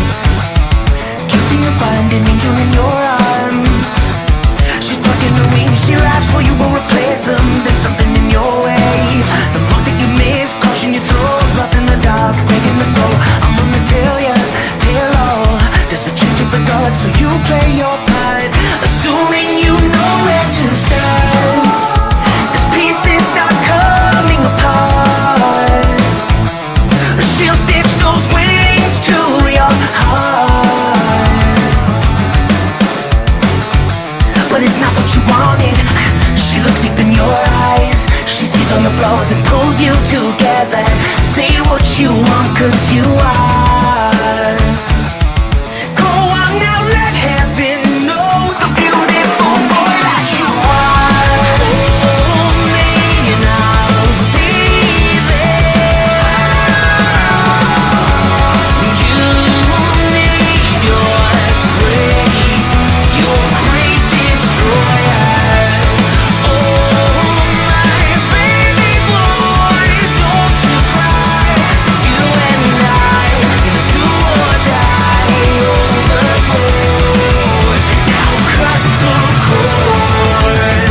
Remember that blank space with static invades all that you succumb. Get my mind trapped in the cage and with the saving grace as you live out all outcomes. The forever you want is the never you'll get when you learn that you're gonna be so alone. Oh, when your mother and I go. But you gotta believe, you gotta be strong first. Hold me and I'll be there. You need your great destroyer. Oh my baby boy, don't you cry. It's you and I, gonna do or die overboard. Now cut the cord.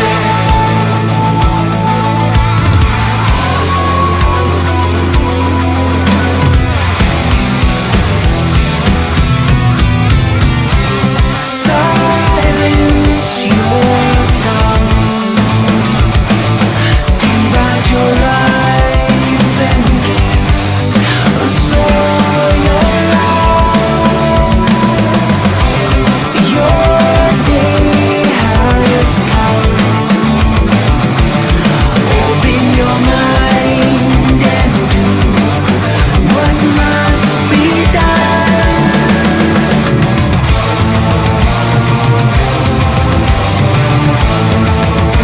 Whoa, this is epic.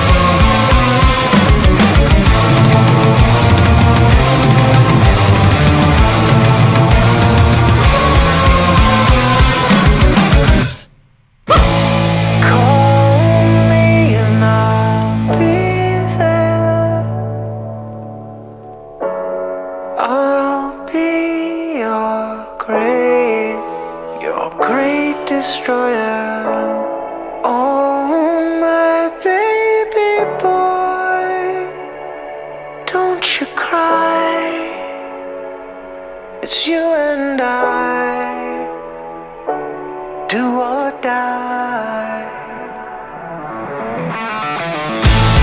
Hold me and I'll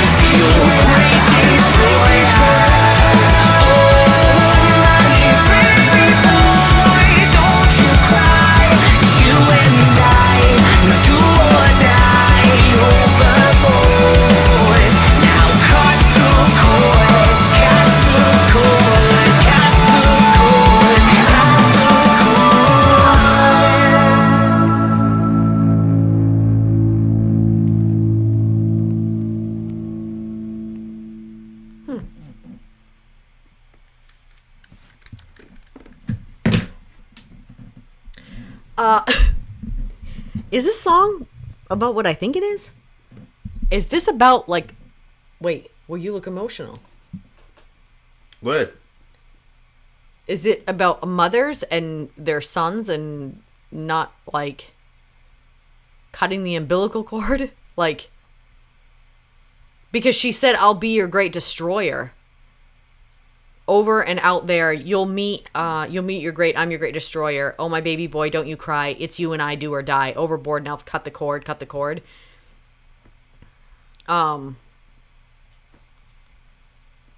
I was just thinking about, like, you know, I don't know. Hell wakes you up choking and you feel so afraid. Help is in this place. Searching to find what to say. Am I okay?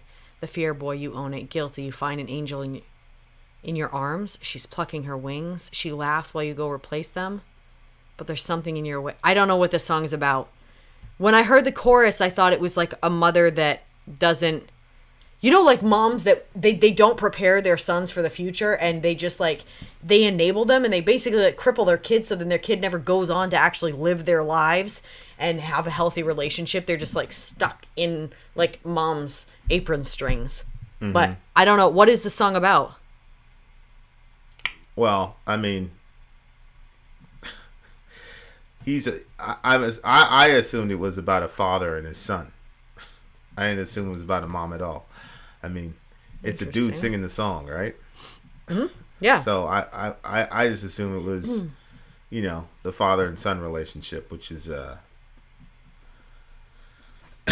you know, that's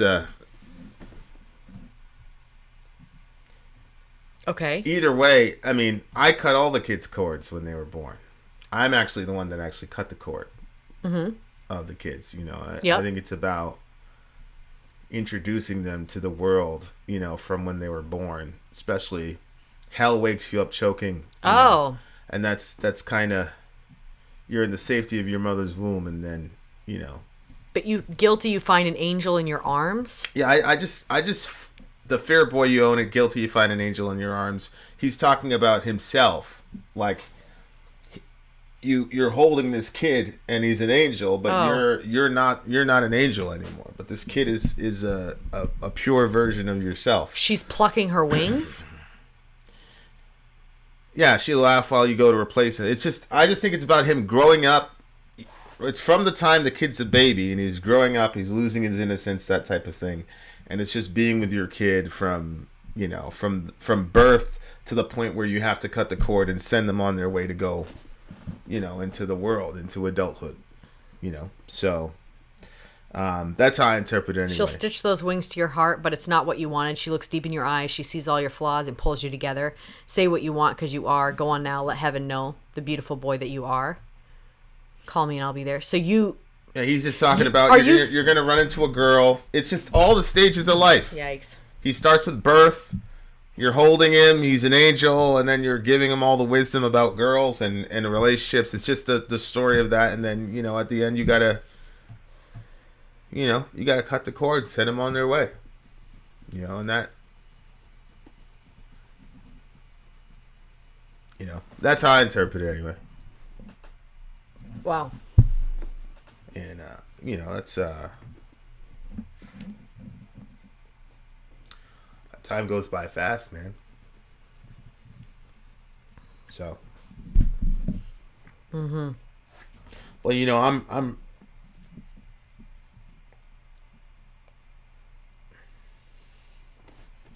really proud of him. You know, he's. I was looking at him yesterday. I was like, "Yo, are you 6 feet tall, bro?" I know. He's getting really big. So.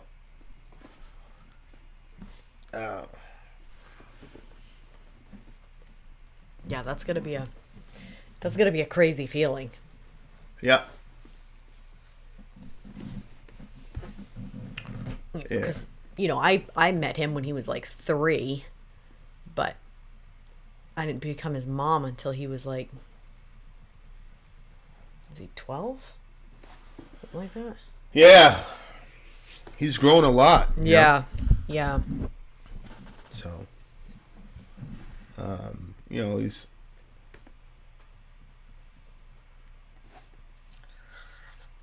we were driving. I saw him walk. I didn't even recognize him. It looked like a man, you know. Mm-hmm.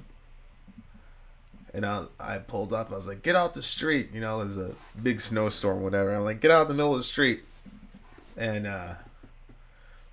he put his hands through the window for a hug, you know, for a hug and a kiss. And it, you know, it's really childlike. Just a crazy.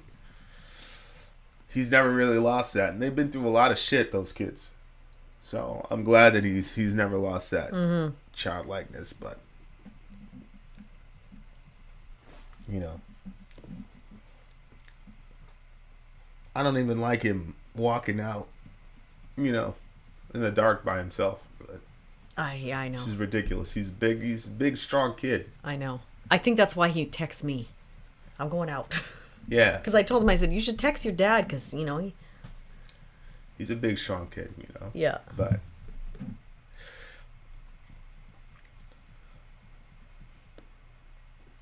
You know. If I did my job right, you know, it's a lot closer to him leaving than, you know, being here. So, you know, he's setting himself up pretty well. He's engaged in his businesses, and he's doing great with it. So, but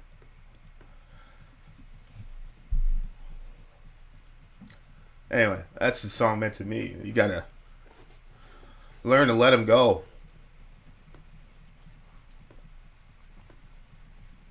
He's such a sensitive kid, you know. Like, I know how awesome relationships are, and he's you know, thinking about married and having kids, but I also know how hard it is. And you know, obviously you're gonna be there, but you can't protect your kids from pain. You know, they gotta experience it, and you gotta. And you gotta let them experience it. So I don't know. Anyway. Yep. Yeah, it's interesting because you heard the song and you looked at it from a dad's standpoint. I looked at the song and I saw it from a mom's standpoint, especially because, you know, like birthing two sons. And, like, I had no idea what it was going to be like to be a mother of sons. I was a mother of Selah for years. And so to be a mom of a girl made sense to me. I knew how I think I knew how that was going to feel, or how I thought it was going to feel.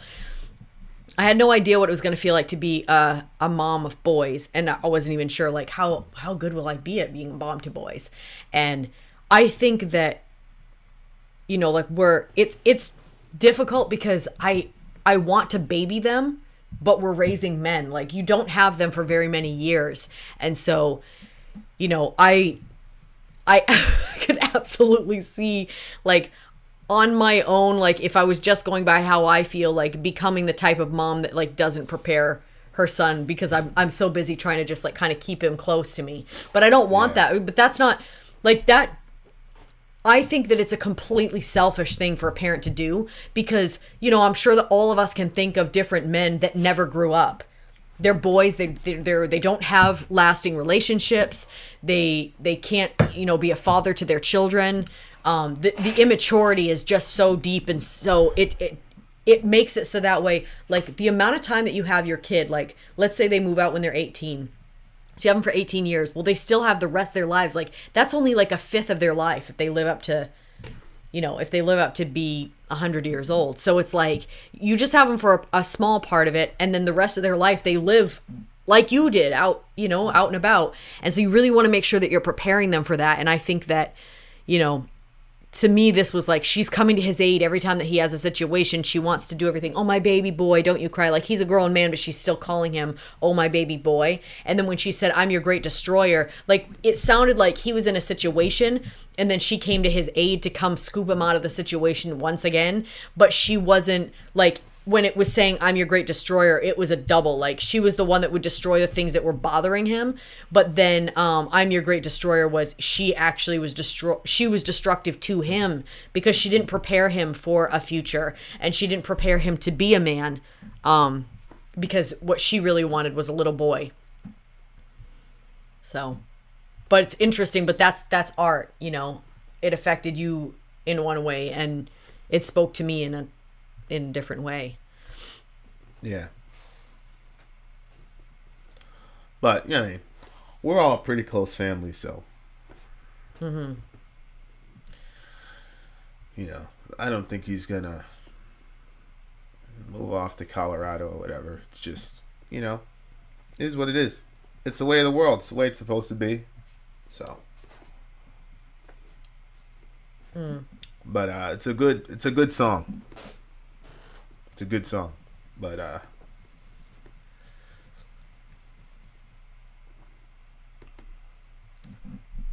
yep. There you go. Rate the song. A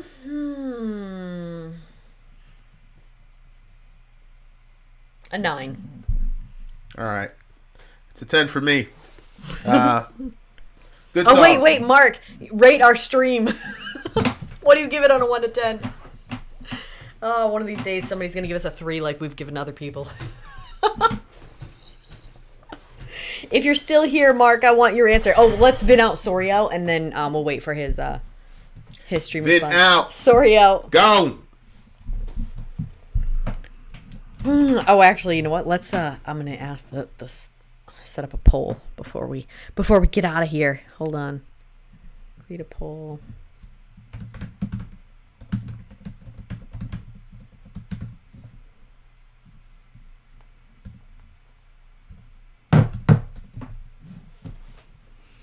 It's a 9.9, dear listener. There it is.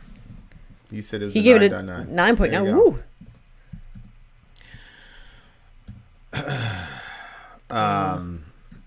Hold on, I'm gonna put the poll.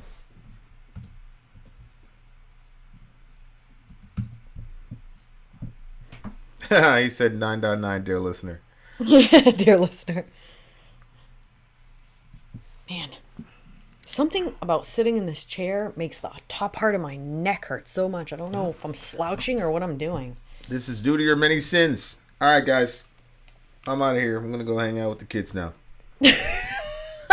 I knew that was going to happen.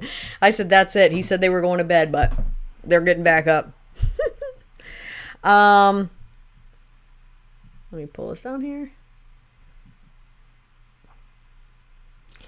Are we done? Yep. Okay. End poll. Boop. See you guys.